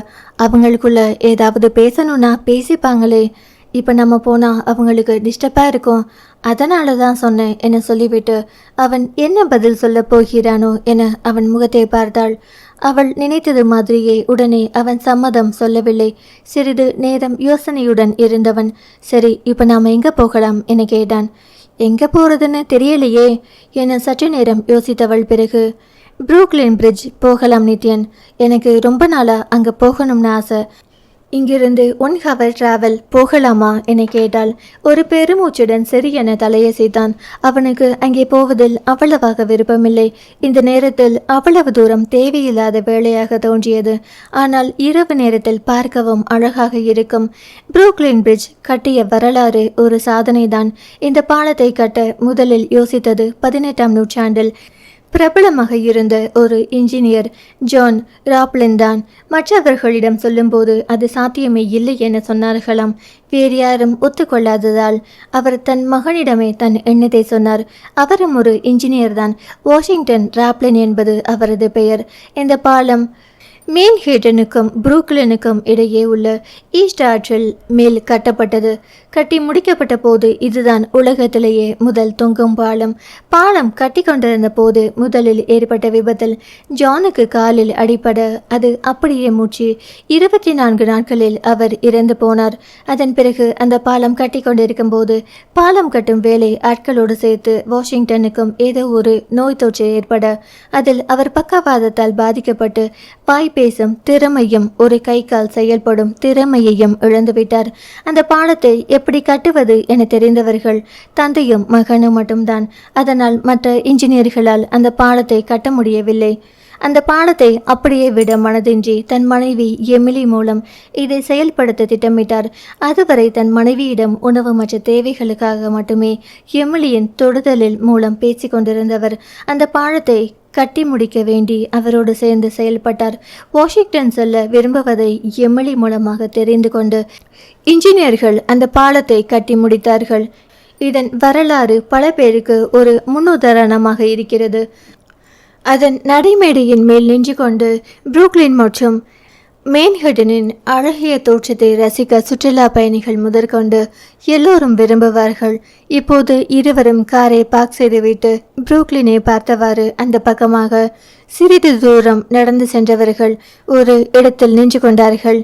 ஆராத்யா இன்று அணிந்திருந்த உடையில் அப்சரஸ் போல இருந்தாள். என்னதான் அவள் கூடவே வர விரும்பவில்லை என்பது போல நித்யன் முகத்தை வைத்து கொண்டாலும் உள்ளுக்குள் அவளுடனான இந்த தனிமையை ரசிக்கவே செய்தான். மனதுக்குள் ஜில்லென்று இருந்த உணர்வுடன் அவள் கையை பிடித்து கொண்டு தோளோடு அணைத்து அந்த இடத்தை ரசிக்க வேண்டும் போல தோன்றியது. அந்த இடத்தை அவள் ரசிக்க, அவளை தான் ரசிக்க, அதற்கு அவள் வெக்கப்பட என உள்ளுக்குள் ஏதேதோ உணர்வுகள் தோன்றியது. எதுவும் சாத்தியமில்லாத அந்த நினைவுகளை விரட்ட மனம் பலவாறு போராடி அதில் முகம் இறுகி போனது. அவனது இறுகிய முகத்தை பார்த்த ஆராத்யாவுக்கு என்னமோ போல இருந்தது. கட்டாயப்படுத்தி இவனை இங்கே அழைத்து வந்தது தவறோ என்று தோன்றியது. அண்ணன் தீபிகா ஒன்று சேர வேண்டும் என தேவையில்லாமல் இவனையும் சேர்த்து கஷ்டப்படுகிறோமோ என நினைத்தாள். கவலையுடன் அவன் முகத்தை பார்த்து, சாரி நித்யன், அவங்களுக்காக உங்களை கஷ்டப்படுத்துறேனா என கேட்டாள். அவள் கவலை முகத்தை பார்த்து, அதெல்லாம் ஒன்றும் இல்லை, அவங்க சேர்ந்தா எனக்கும் சந்தோஷம்தான் என்றான். அப்புறம் ஏன் உங்கள் முகம் ஒரு மாதிரியாக இருக்கு என கேட்டாள். எல்லாவற்றுக்கும் நீதானே காரணம் என்ற எரிச்சலில், அதை பற்றி உனக்கு என்ன, எல்லாத்துக்கும் உன்கிட்ட நான் விளக்கம் சொல்ல முடியாது என முகத்தில் அரைந்ததை போல பதில் சொன்னான். அதில் அவள் முகம் வாடிவிட ஒன்றும் சொல்லாமல் வேறு பக்கம் முகத்தை திருப்பிக் கொண்டாள். என்னவோ அவன் கடுமை கண்களை கலங்க செய்தது. அவன் முன்னே அதை காட்டிக்கொள்ள விருப்பப்படாமல் கண்ணீரை உள்ளிழுத்து கொண்டாள். அவள் நிலை நித்யனுக்கும் புரிந்தது. இருந்தாலும் அவளை சமாதானம் செய்ய விரும்பவில்லை. ஒருவேளை அவள் நன்றாக பேசினாள், எங்கே தன் கட்டுப்பாட்டை இழந்து அவளிடம் நெருங்கி விடுவோமோ என அவனுக்கு பயமாக இருந்தது. அப்படி என்ன கேட்டுவிட்டேன், எதற்காக இவ்வளவு கோவப்பட வேண்டும்? என் முகம் வாடியதை கூட கண்டு கொள்ளாமல் இப்படி கள்ளு மாதிரி நிற்கிறானே, இவனோடு இனி எங்கேயும் வரக்கூடாது. வீட்டில் பார்த்த மாப்பிள்ளை இவன். அப்போதைக்கு அந்த திருமணம் வேண்டாம் என்று தான் பிடிக்கவில்லை என்று சொன்னேன். அதனால் இப்படியெல்லாம் நடந்து கொள்ள வேண்டுமா என ஒரு பக்கம் சிந்தித்தாலும் அவனுக்கு அந்த கல்யாணத்தில் விருப்பம் இருந்ததோ இல்லை, அண்ணனுக்காக சம்மதித்திருந்தானோ, நான் வேண்டாம் என்று சொன்ன கோபம் இருக்கும் தானே. நான் சகஜமாக பேசினால் அவனும் பேச வேண்டும் என என்ன அவசியம் இருக்கிறது? இனிமேல் இவனோடு பேசுவதை நிறுத்தி கொள்ள வேண்டும். தேவையில்லாமல் அவனுக்கும் சங்கடத்தை கொடுக்கக்கூடாது. இன்று தன்னோடு வர வேண்டும் என நினைத்ததற்கு அது கூட காரணமாக இருக்கலாம். கல்யாணத்திற்கு மறுத்த பெண்ணை கூட்டிக் கொண்டு சுத்த வேண்டும் என அவனுக்கு என்ன தலையெழுத்தா என மனம் இன்னொரு பக்கம் அவனுக்காக வாதிட்டது. தன் போக்கில் சிந்தித்து கொண்டே அவள் பாட்டிற்கு நடந்து வந்து கொண்டிருக்க அவனும் தன் போக்கில் சிந்தித்து கொண்டு அங்கேயே நின்றிருந்தான். சிறிது தூரம் வந்த பிறகுதான் அவனை விட்டு தள்ளி வந்திருப்பது தெரிந்தது. இருந்தாலும் மறுபடியும் அங்கே போக மனமில்லை. மெதுவாக நடந்து கார் பார்க்கிங்கில் சென்று காத்திருக்கலாம். அவன் வந்ததும் கிளம்பி செல்லலாம் என நினைத்தாள். அப்போது அங்கே நின்றிருந்த இரண்டு இளைஞர்கள் அவளை நோக்கி வர கேள்வியுடன் அவர்களை பார்த்தாள். ஏற்கனவே அவர்கள் அவளை கவனித்திருப்பார்கள் போல. அதனால் நெருங்கி வந்ததும் தங்களோடு கம்பெனி கொடுக்க முடியுமா என்று கேட்க அவள் நாசுக்காக மறுத்துவிட்டு திரும்பி நித்யன் என்ற இடத்தை பார்த்தாள். அவன் அவர்களை நோக்கிதான் வந்து கொண்டிருந்தான். அவ்வளவு நேரம் இருந்த இறுக்கம் குறைந்து மனதுக்குள் நிம்மதி பரவ அவர்களை விட்டு நகர அவர்களோ அவள் முன்னால் வந்து நின்று எப்படியெல்லாம் அவளை திருப்திப்படுத்துவார்கள் என மறுபடியும் பேச்சு கொடுத்தார்கள். அவர்களது செயலிலும் பேச்சிலும் கோபமானவள் நிச்சயம் அவர்களை அறைந்திருப்பாள். ஆனால் அதற்குள் அங்கே வந்த நித்யன் அவளை பார்த்து புன்னகைத்து வாதியா போகலாம் என்றவாறு அவளை தோளோடு அணைத்து கொண்டு அங்கிருந்து செல்ல அந்த இளைஞர்களும் அவர்களை பார்த்துவிட்டு பிறகு ஒரு தோல் குழுக்களுடன் அங்கிருந்து நகர்ந்து விட்டனர். அங்கிருந்து சற்று தூரம் நகரம் வரை அவள் எதுவும் பேசவில்லை. பெரிதாக அங்கே கூட்டம் எதுவும் இல்லை. அந்த இளைஞர்கள் சென்று விட்டார்கள் என்பது தெரிந்ததும் வேகமாக அவனது கையை தட்டிவிட்டு அவனை முறைத்து பார்த்தாள். அவன் கேள்வியாக பார்க்கவும், என்னை எதுக்காக அங்கிருந்து கூட்டிட்டு வந்தீங்க? கண்டிப்பா இன்னும் ஒரு வார்த்தை அவனுங்க பேசியிருந்தா நான் அறைந்திருப்பேன் என சொன்னாள். அதனால தான் அங்கிருந்து அழைச்சிட்டு வந்த, தேவையில்லாத பிரச்சனை வேணான்னு நினைச்சேன். உங்களுக்கு என்ன நித்தியனாச்சு? எதுக்காக இப்படியெல்லாம் பண்றீங்க? இந்த நேரம் அவனுங்க என்கிட்ட பேசினதுக்கு நீங்க தான் அவனுங்களை அரைஞ்சிருக்கணும். இதுக்கு முன்னால நீங்க இப்படி இல்லையே, இப்ப என்ன ஆச்சு என கேட்டாள். அவளை ஒரு பார்வை பார்த்தவன், அவனுங்க பேசுறது எனக்கு கோபம் வரதான் செய்யுது. எனக்கு இருக்க கோபத்துக்கு கண்டிப்பா அவனுங்களை ஒரு வழி பண்ணியிருப்பேன். ஆனா என அவன் நிறுத்த, ஆனா என்ன என்பதை போல அவள் பார்த்தாள். நான் அவனுங்களை என்ன வேணும்னாலும் செய்ய ரெடி. ஆனா நீ ஒரு லோக்கல் பொறுக்கிய போல பார்ப்ப. இது எனக்கு தேவையா? அதனால தான் என்றான். சுறுசுறுவென்று கோபம் ஏற அவனை முறைத்துவிட்டு வேகமாக செல்ல திரும்பியவள் அவள் நீண்ட ஆடையில் தன்னை அறியாமல் கால்களை வைத்து தடுக்கி விழ அவளை இடையை கை வைத்து பிடித்து நிறுத்தியவன், எதுக்காக உனக்கு இவ்வளவு கோபம் என அவளை விடாமல் பிடித்தபடியே கேட்டான். அவளும் அவன் கையணைப்பில் இருப்பதை உணரவில்லை. இருந்த கோபத்தில் அவனுக்கு உணர வைத்து விடும் வேகத்தில், ஆமா நான் தான் உங்களை அப்படி பேசினேன். எனக்கு அப்போ உங்களை பற்றி தெரியல, அதோட அங்க நடந்ததும் தெரியல. எனக்கு நீங்க புரிய வச்சிருக்கலாம் இல்லையா? சரி என்னைய விடுங்க. நீங்க செஞ்சது சரின்னு உங்களுக்கு தெரியும் தானே? சரியா இருக்கிறப்போ நான் மட்டும் என்ன யார் என்ன சொன்னாலும் அதையே நீங்க மாத்திக்கணும். உங்களுக்கே சுயமாக யோசிக்கிற புத்தி இருக்குதானே? தப்பு நான் அதை கேட்கணும்னு கூட தோணாதா? நான் என்ன சொன்னாலும் அதை தான் கேட்பீங்களா? இல்ல எனக்கு விருப்பம் இல்லாததை செய்யவே மாட்டீங்களா என கொஞ்சம் கடுமையாகவே கேட்டாள். அவள் பேச்சில் ஏற்பட்ட கோபத்தில், அப்போ உனக்கு விருப்பம் இல்லாததை அது எனக்கு பிடிச்சா செய்யலாம் தானே என கோபமாக கேட்டவன் தன் கையணைப்பில் நின்றவளை இறுக்கி அணைத்து கொண்டான். ஆராத்யாவுக்கு அப்போதுதான் அவன் கையணைப்பில் நின்றதை ஞாபகம் வந்தது. திகைப்புடன் அவள் விலக நினைக்க அவனோ ஆவேசமாக அவள் முகம் நோக்கி குனிந்தான்.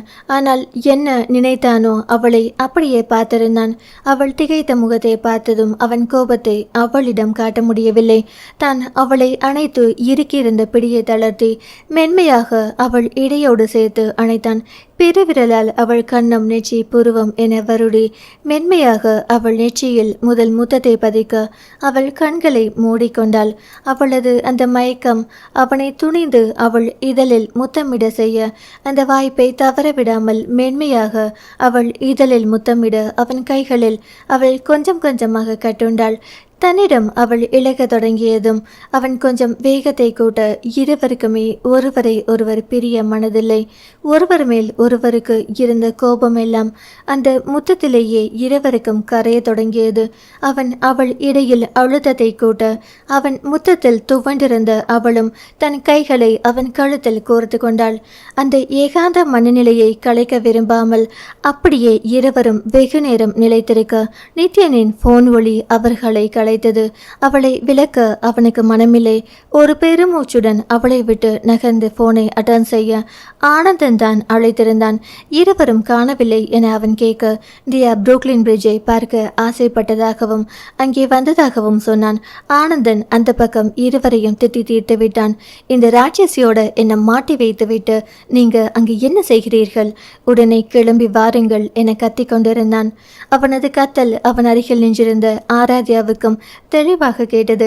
சிரிப்புடன் நித்யனை பார்த்தால் அவனும் பதிலுக்கு அவளிடம் புன்னகை சிந்திவிட்டு உடனே கிளம்புகிறோம், இன்னும் 1 மணி நேரத்தில் அங்கே வந்து விடுவோம் என சொல்லி மீண்டும் அவன் திட்டியதையெல்லாம் கேட்டுக்கொண்டே போனை வைத்தான்.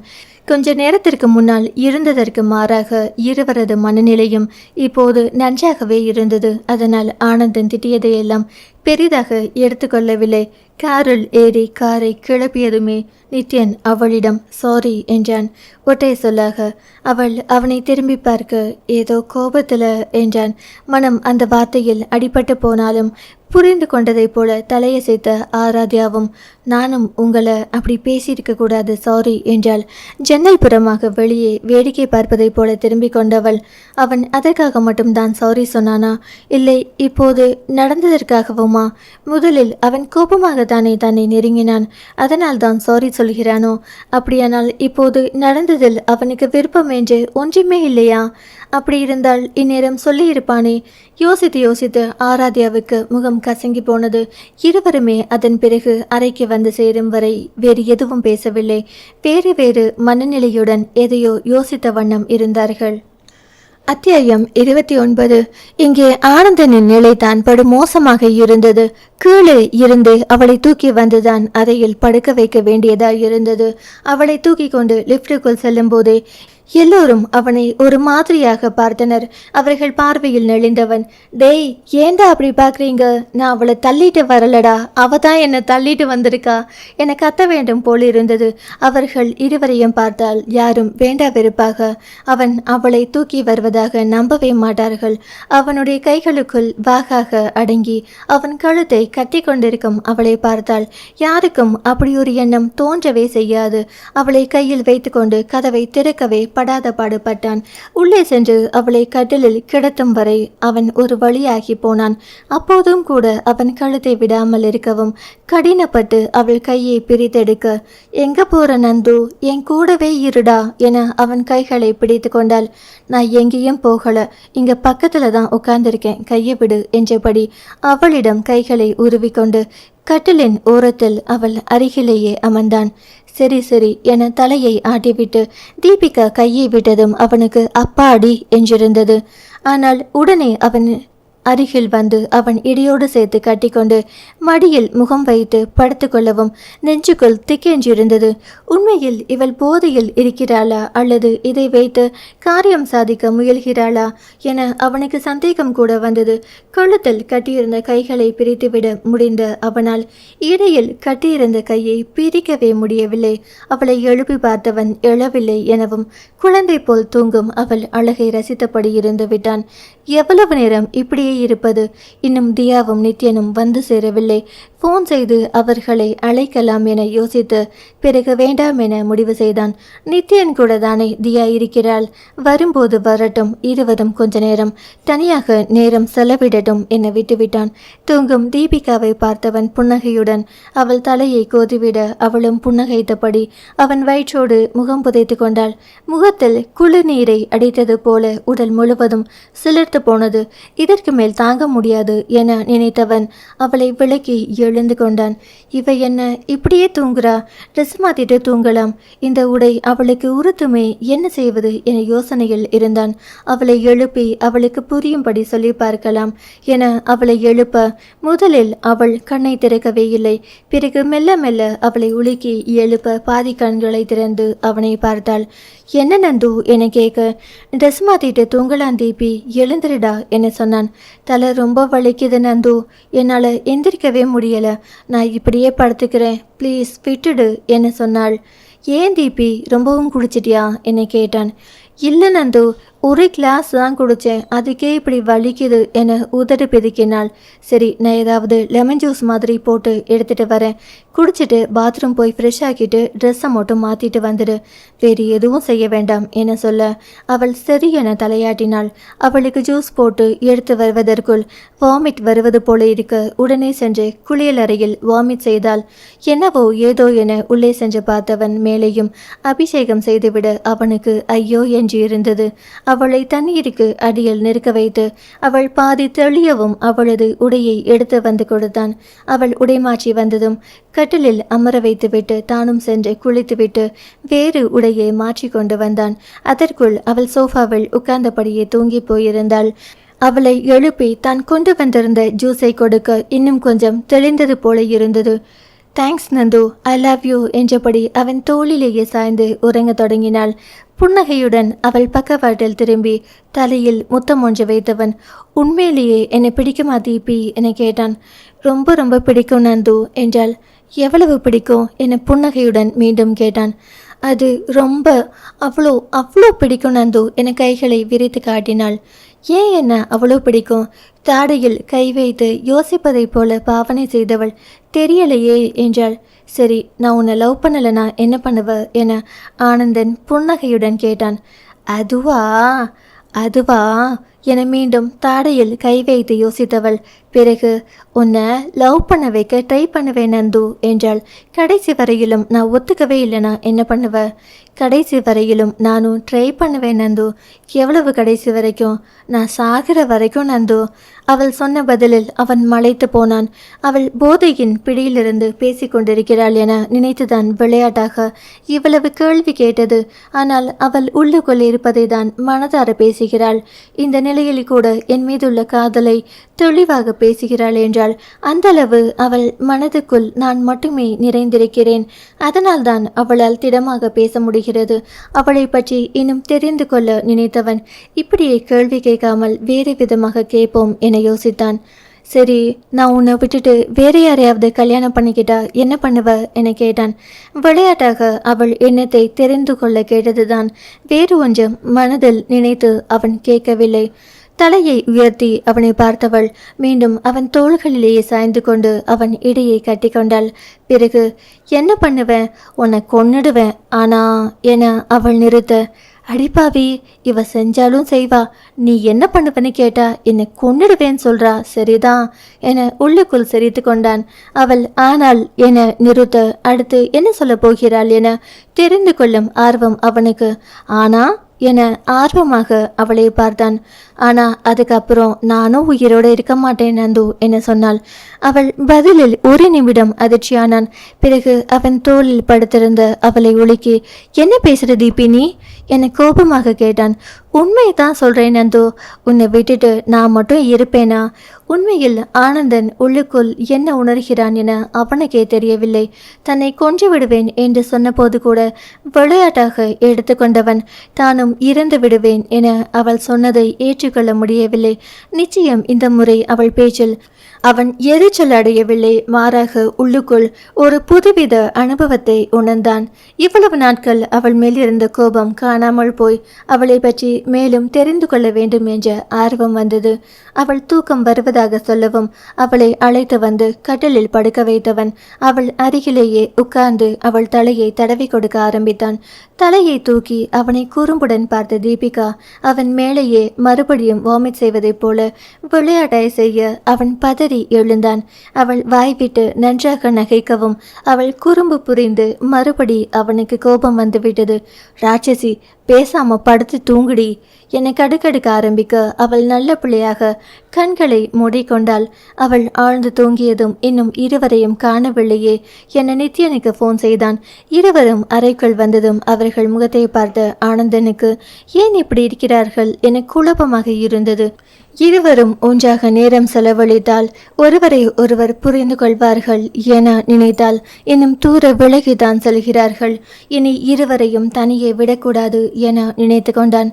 அன்று ஆண்கள் இருவருமே அங்கேயே தங்கிவிட்டார்கள். மறுநாள் காலையில் ஆராத்யா தான் முதலில் எழுந்தாள். ஒவ்வொருவராக எழுந்து வர ஆராத்யா எல்லோருக்கும் காப்பி கலந்து கொடுத்தாள். காலையில் எழுந்ததுமே தீபிகாவுக்கு தலைவலியாக இருந்தது. ஆராத்யா கொண்டு வந்து கொடுத்த காப்பியை குடித்ததும் தான் கொஞ்சம் தேவலாம் போல இருந்தது. என்ன நித்தி, நீ இங்கே தங்கிட்டியா? எத்தனை முறை இங்கே வர சொல்லி கூப்பிட்டுருப்பேன், மாட்டேன்னு ரொம்ப பிகு பண்ணுவ. இப்போ பாத்தியா, எப்படியோ வர வச்சிட்டோம் என தீபிகா சிரித்தாள். ஒன்றும் சொல்லாமல் நித்யன் புன்னகைக்க ஆனந்தன் அவளை வெறுப்பேற்ற நினைத்து, அப்புறம் நீ குடிச்சு மட்டையானா தியாவால மட்டும் எப்படி சமாளிக்க முடியும்? நாங்கள் கொண்டு வந்து உன்னை வீட்டில் சேர்த்தா தானே உண்டு என்னை கிண்டல் செய்தான். இரவு நடந்ததொன்றும் தீபிகாவுக்கு ஞாபகம் இல்லை என்றாலும் அவள் குடித்தது மட்டும் ஞாபகம் இருந்தது. அவன் கிண்டல் செய்தது கோபம் வர, டெய்லி நீதான் என்னை கொண்டு வந்து விட்டுட்டு போறியா? ஏதோ ஒரு நாள் தெரியாம குடிச்சிட்டேன், அதுக்கு ரொம்ப தான் அதையே சொல்லி ஓட்டிக்கிட்டு இருக்க. காலையிலிருந்து இது நீ 3 டைம் சொல்லிட்ட என்னை வெகுண்டு எழுந்தாள். நீ செஞ்சது தானே சொன்னேன், நான் என்னமோ உன் மேலே தேவையில்லாமல் பொய் பழி போடுற மாதிரி சண்டைக்கு வரியே என அவனும் விடாமல் அவளை வம்புழுத்தான். அவ்வளவு கஷ்டப்பட்டு நீ எதுக்கு என்னை கூட்டிகிட்டு வந்த? பேசாம தியாவை கூட்டிகிட்டு போயிருக்கலாம் இல்லை என அவள் கோபத்துடன் கேட்டாள். அவனுக்கே அதற்கான விடை தெரியவில்லை. எதற்காக அவன் தியாவை விட்டுவிட்டு அவளை அழைத்து சென்றான் என்ற காரணம் அவனுக்குமே புரியவில்லை. ஒருவேளை நித்யன் அவளை பார்த்து கொள்வான் என நினைத்திருக்கலாம். அதுதான் காரணமாக இருந்திருக்கும். இல்லை என்றால் நிச்சயம் தங்கையை அப்படி விட்டு வந்திருக்க மாட்டான். தங்கைக்கு ஒன்றுமில்லை என தெரிந்ததுமே அடுத்த நிமிடம் கண்கள் அவள் புறம் தானே சென்றது. அதையும் ஒத்துக்கொள்ளத்தான் வேண்டும். தீபிகா மீது அவனுக்கும் அக்கறை இருந்ததுதான். ஆனால் அது ஒரு அளவோடு மட்டுமே இருந்தது. ஃபால்ஸிலிருந்து வந்ததற்கு பிறகு அவளை முற்றிலும் ஒதுக்க ஆரம்பித்திருந்தான். ஆனால் இன்று அவளுக்கு ஒரு ஆபத்து என்றதுமே தன்னை எறியாமல் அவளிடம் சென்று விட்டான். இருவரின் சண்டையையும் புன்னகையுடன் ஆராத்யாவும் நித்யனும் வேடிக்கை பார்த்திருந்தார்கள். இப்படியே விட்டால் இவர்கள் நாள் முழுவதும் சண்டையிடுவார்கள் என புரிந்த ஆராத்யா, சரி நீங்க சண்டை போட்டது போதும், நிறுத்துங்க. முதல்ல ஒவ்வொருத்தரா போய் குளிச்சுட்டு வாங்க, அதுக்குள்ள நான் பிரேக்ஃபாஸ்ட் ரெடி பண்றேன் என்றபடி எழுந்தாள். தீபி, இப்போ உனக்கு உடம்பு ஓகே தானே? சப்பாத்தி சாப்பிட்றியா இல்லை நான் கஞ்சி மாதிரி வச்சு தரவா என கேட்டாள். இப்போ ஓகே தாண்டி, சப்பாத்தியை சாப்பிட்றேன். நீ வேலையை ஸ்டார்ட் பண்ணு, நான் அதுக்குள்ளே குளிச்சுட்டு வந்துடுறேன். 2 பேரும் சேர்ந்து செய்யலாம் என சொன்னாள். குளித்து முடித்து ஒவ்வொருவராக வந்து ஆளுக்கு ஒரு வேலையை செய்தனர். அதனால் சீக்கிரமாகவே காலை உணவை முடித்து எல்லோரும் அமர்ந்து ஒன்றாக சாப்பிட்டனர். சாப்பிட்டு முடித்து எல்லோரும் ஓய்வாக அமர்ந்ததும் ஆனந்தன் மெதுவாக பேச்சை தொடங்கினான். சரி தியா, இப்போ பேசலாமா? இப்போவாவது என்ன நடந்துச்சுன்னு சொல்றியா என ஆனந்தன் கேட்டான். இதை ஆராத்யாவும் எதிர்பார்த்துதான் இருந்தாள். அதனால் தயக்கமாக ஆபீஸில் ராபர்ட் அவர்களிடம் நடந்து கொண்டதையும் அதிலிருந்து நேற்று இரவு பார்ட்டி நடக்கும் வரை நடந்த விஷயங்களையும் முழுவதுமாக சொல்லி முடித்தாள். கேட்டதும் ஆனந்தன் குதித்து போனான். இத்தனை நாட்கள் இது ஏன் என்னிடம் சொல்லவில்லை என குதிக்க ஆரம்பித்தான். ஏதாவது நடக்கக்கூடாதது நடந்திருந்தால் அம்மா அப்பாவுக்கு யார் பதில் சொல்வது? என்னிடமாவது உண்மையை சொல்லியிருக்க வேண்டாமா என அவன் இருவரையும் திட்டி தீர்த்தான். எனக்கு டிக்கெட் கிடைக்கவில்லை என்றால் என்னால் வந்திருக்க முடியாது. நல்ல வேளையாக நித்யன் இங்கே இருந்தான். இல்லை என்றால் அவ்வளவு தூரத்திலிருந்து எங்களால் என்ன செய்திருக்க முடியும்? கொஞ்சமாவது யோசித்து பார்க்க வேண்டாமா என அவன் கேள்வியில் இருந்த நியாயம் இருவரையும் பேசவே விடவில்லை. அடுத்து அவன் என்ன சொல்வானோ என பயந்திருக்க அவர்கள் எதிர்பார்த்தது போலவே உடனே வேலையை விட்டுவிட்டு ஊருக்கு கிளம்புமாறு கண்டிப்பாக சொல்லிவிட்டான். தீபிகாவும் ஆராத்யாவும் ஏற்கனவே இதை எதிர்பார்த்தது தானே. அதனால் பெரிதாக அதிர்ச்சியாகவில்லை, ஆனால் வருத்தமாக இருந்தது. அவர்கள் இருவர் முகங்களையும் பார்த்து கொண்டிருந்த நித்யன், சரி போனது பற்றி பேசி என்னடா ஆக போகுது, அடுத்து என்னென்னு பார்க்கலாம் என சொன்னான். அதன் பிறகுதான் ஆனந்தன் திட்டுவதை விட்டுவிட்டு இருவரும் அடுத்து என்ன செய்ய வேண்டும் என்பதை கட்டளையிட தொடங்கினான். சாதாரணமான நேரமாக இருந்தால் ஆராத்யா கெஞ்சி சமாளித்திருப்பாள்.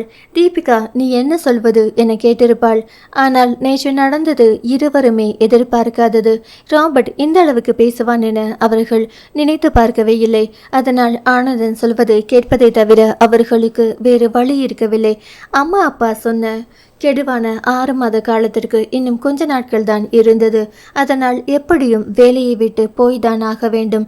அவர்கள் மறுத்து பேசாததற்கு இதுவும் ஒரு காரணம். நித்யன் காரிலேயே ஆராத்யா, ஆனந்தன், தீபிகா மூவரும் அவர்களுடைய அலுவலகத்திற்கு சென்றார்கள். அங்கே சென்று தங்கள் வேலையை ரிசைன் செய்வது பற்றி சொல்ல முதலில் கம்பெனியில் ஒத்துக்கொள்ளவே இல்லை. பிறகு அவர்கள் இப்போது செய்து கொண்டிருக்கிற ப்ராஜெக்ட் மட்டும் முடித்துவிட்டு போக சொன்னார்கள். அத்தோடு நோட்டீஸ் கொடுத்து அந்த பீரியட் முடிய 1 மாத காலமாகும். அதுவரை கட்டாயம் வேலை செய்தே ஆக வேண்டும். அதனால் வேறு ஒன்றும் சொல்லாமல் சரி என்று சொல்லி வெளியில் வந்தார்கள். அன்றைக்கான விடுப்பை பற்றி ஏற்கனவே ஆராத்யா அவர்களிடம் பேசிவிட்டதால் அதை பற்றி கேட்கவில்லை. மதியம் வெளியில் சாப்பிட்டுவிட்டு வீட்டிற்கு வந்ததும் ஆனந்தன் கவலையோடு அடுத்து என்ன செய்வது என புலம்ப ஆரம்பித்து விட்டான். இவ்வளவு தூரம் நடந்துவிட்ட பிறகு இவர்களை தனியே விட்டுவிட்டு ஊருக்கு கிளம்பவே எனக்கு கவலையாக இருக்கிறது என அவன் வருத்தமாக பகிர்ந்து கொண்டான். நான் ஊருக்கு போய் 1 வாரமாவது என் வேலையெல்லாம் முடிச்சு வச்சுட்டு வந்தால்தான் அடுத்து வந்து 1 மாசமும் இவங்களோட தங்கியிருந்து அழைச்சிட்டு போகலாம். ஆனால் அந்த 1 வாரம் இவங்களை விட்டு போகவே பயமாக இருக்கிறது என சொன்னான். நான் மேட்ச் முடிகிற வரை இங்கே தானடா இருக்க போகிறேன், அப்பப்பா வந்து பார்த்துக்கிறேன் என நித்யன் சொன்னான். அவன் சொன்னதை பெண்கள் இருவரும் ஆமோதித்து ஆனந்தனை கவலைப்பட வேண்டாம் என சொன்னார்கள். நீங்கள் வீட்டில் தனியாக தானே இருப்பீங்க, அதுதான் எனக்கு பயமாக இருக்குது. அவனுங்க தேடி வந்துட்டா என்ன பண்ணுறது? எங்கேயாவது ஏதாவது தேவைன்னா வெளியில் போய் தானே ஆகணும் என தன் அடுத்த கவலையை சொன்னான். இப்போ என்னதானா செய்ய சொல்ற? இவ்வளவு நாள் சமாளிச்சிட்டோம், இந்த ஒரு வாரம் தானே, எப்படியாவது சமாளிச்சுக்கிறோம். நீயும் சீக்கிரம் வந்துடு என ஆராத்யா சமாதானமாக பேசினாள். ஆனந்தன் முகம் இன்னும் தெளியவில்லை. இருவரும் தீபிகா தன் யோசனையாக, வேணும்னா நீ வர அந்த ஒரு வாரம் வர நித்யன் எங்க கூட இருக்கட்டும் என சொன்னாள். ஆராத்யா நித்யன் இருவருக்குமே தீபிகா அப்படி சொன்னதில் அதிர்ச்சிதான். ஆனால் ஆனந்தன் முகம் பிரகாசம் அடைந்தது. நான் இப்படி யோசிச்சு பார்க்கவே இல்லை தீபி, ரொம்ப தேங்க்ஸ். இப்போதான் எனக்கு நிம்மதியாக இருக்கு. நித்யன் உனக்கு ஓகேவாடா? நான் வர வரைக்கும் நீ இங்கே இருக்கியாடா என அவனை பார்த்து கேட்டான். அவனிடம் நேரடியாக முடியாது என எப்படி சொல்வது? அதனால் சமாளிக்கும் விதமாக, எனக்கு டெய்லி ட்ரைனிங் இருக்குடா, இங்கிருந்து 2 hours ட்ராவல் பண்ணிட்டு போயிட்டு வர முடியாது என சமாளித்து பார்த்தான். நான் வர வரைக்கும் தானேடா, அதுக்கப்புறம் உன்னை தொந்தரவு பண்ண மாட்டோம், நீ உன் வீட்லேயே தங்கிக்கோ என சொன்னான். அதுக்குள்ளே எனக்கு மேட்ச் முடிஞ்சிட்டுண்டா, அப்புறம் நான் பிஸ்னஸ் விஷயமா ஃப்ரான்ஸ் போகணும் என சொன்னான்.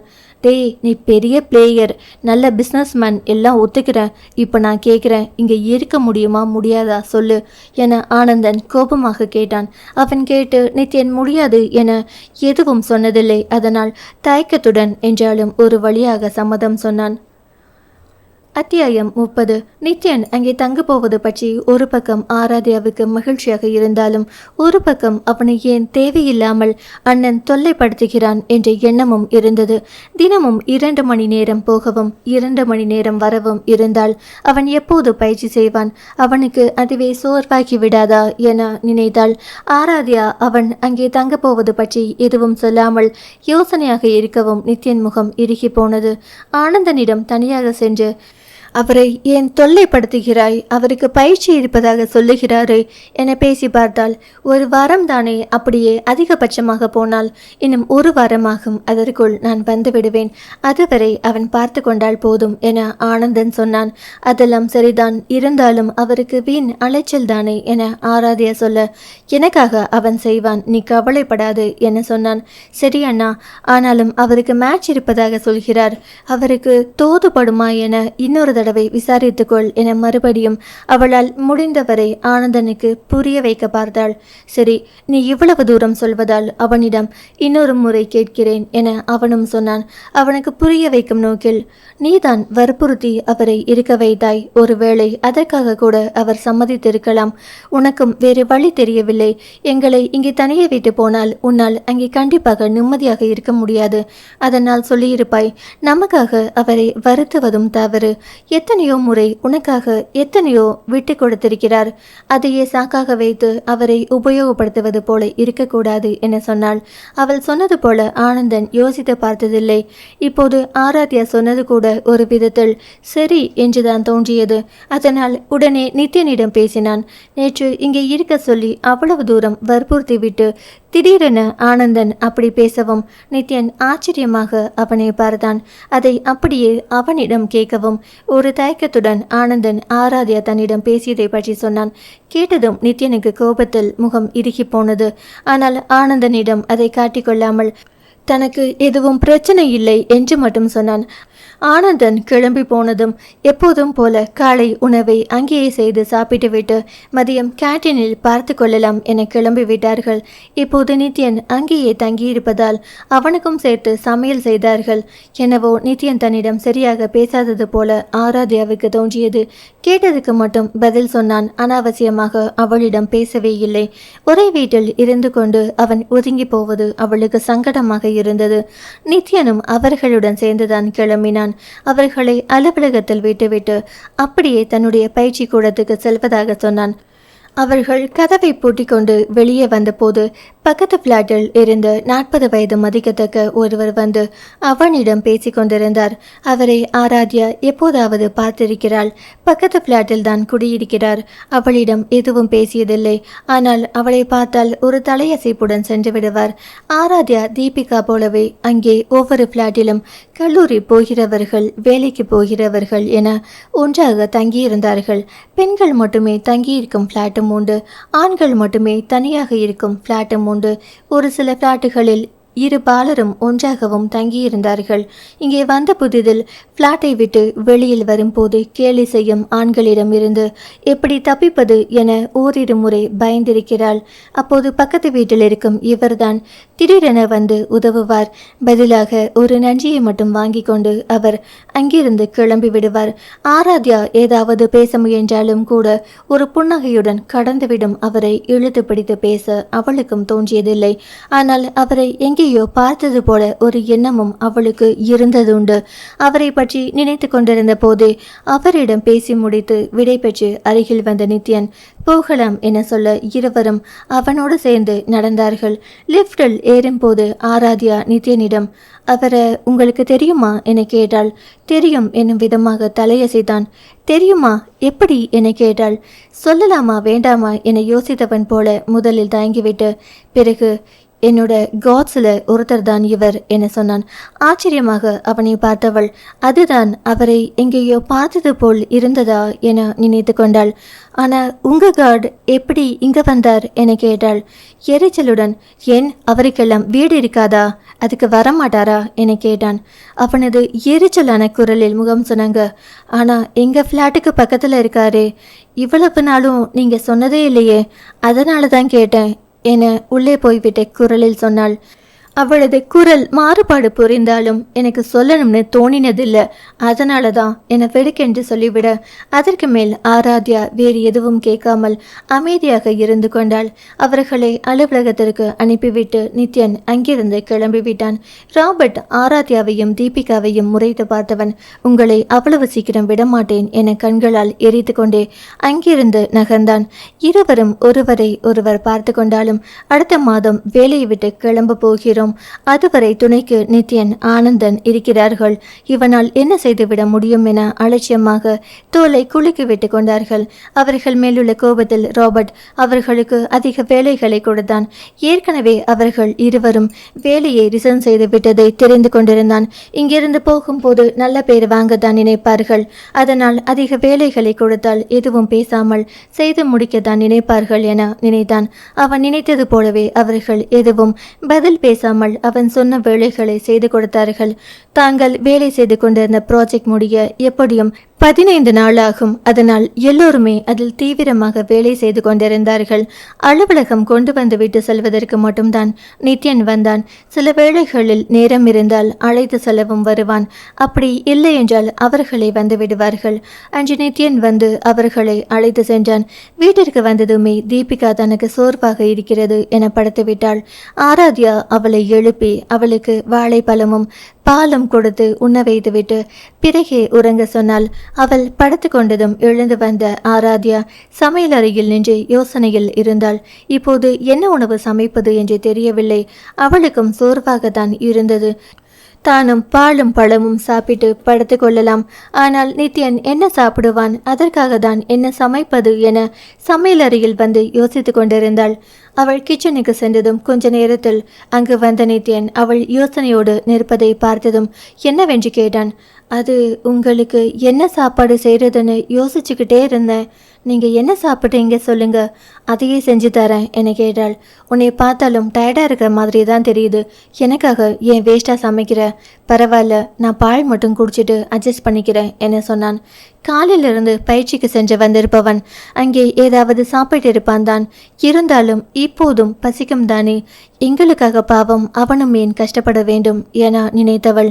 இல்லை உங்களுக்கு அது மட்டும் எப்படி போதும், வேண்டாம் நீங்கள் என்ன வேணும்னு சொல்லுங்க, எனக்கு அப்படி ஒன்றும் டயர்டாக இல்லை, நான் செஞ்சு தரேன் என சொன்னாள். அவன் சற்று நேரம் யோசித்தவன், சரி வேணும்னா ஒன்று பண்ணலாம், நான் பக்கத்தில் இருக்கிற ரெஸ்டாரண்ட் போய் சாப்பிட்டு வரேன், உனக்கு பசிச்சா சொல்லு, 2 பேரும் சேர்ந்து போகலாம் என சொன்னான்.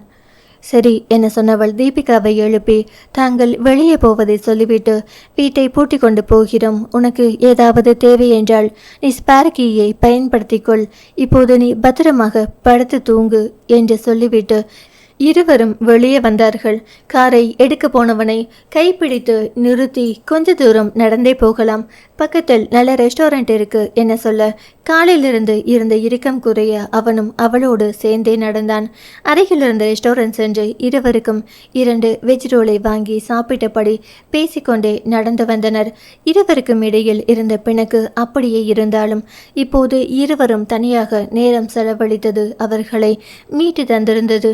ஏதோ பேசிக்கொண்டே வந்தவர்கள் ஆளில்லாத அந்த பகுதி சற்று இருட்டாக இருக்க ஆராத்யா கொஞ்சம் பயந்து நித்யனை நெருங்கி நடந்து வந்தாள். அவளது பயத்தில் சிரித்த நித்யன், என்ன பயந்தியா, இன்னும் 10 நிமிஷத்துல வீடு வந்துடும் என சொன்னான்.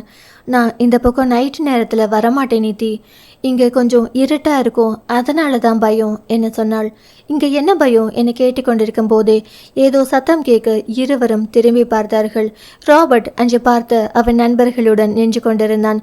அதிர்ச்சியாக நித்யனை பார்க்க அவனும் அவளைத்தான் பார்த்திருந்தான்.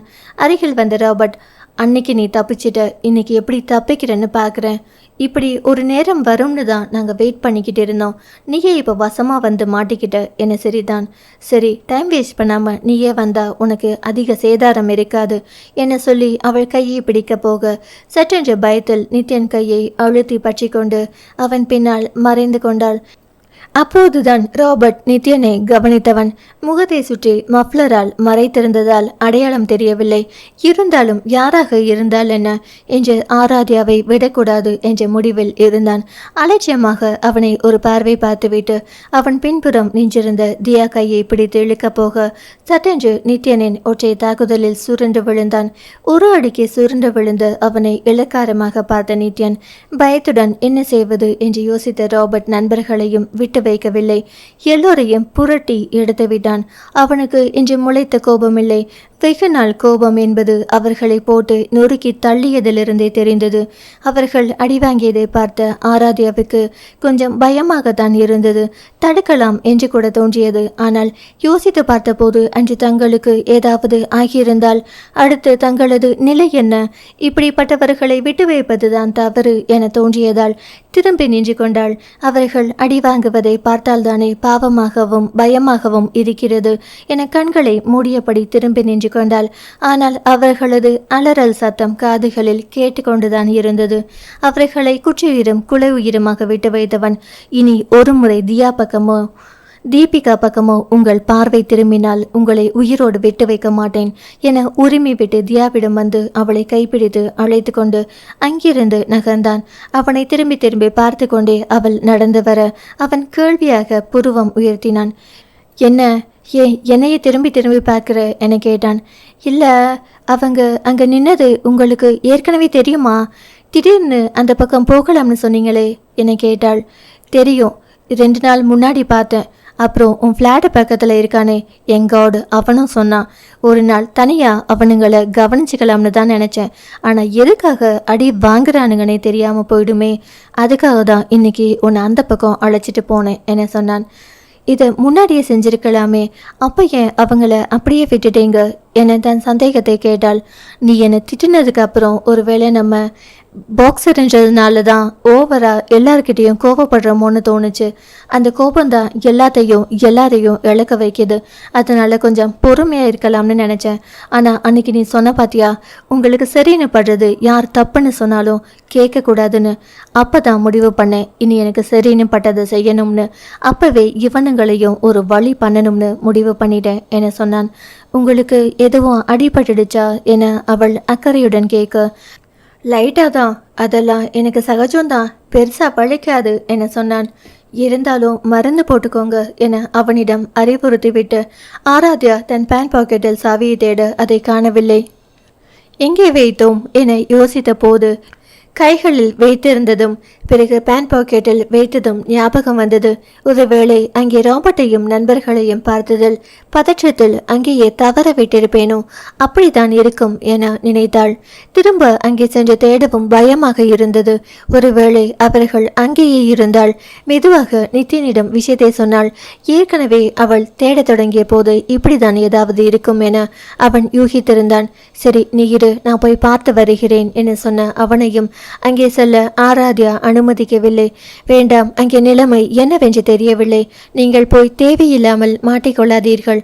நான் கதவை தட்டி தீபிகாவை எழுப்புகிறேன் என சொன்னாள். காலிங் பெல்லை விடாது அடித்தும் கதவு தட்டியும் கூட தீபிகா கதவை திறக்கவில்லை.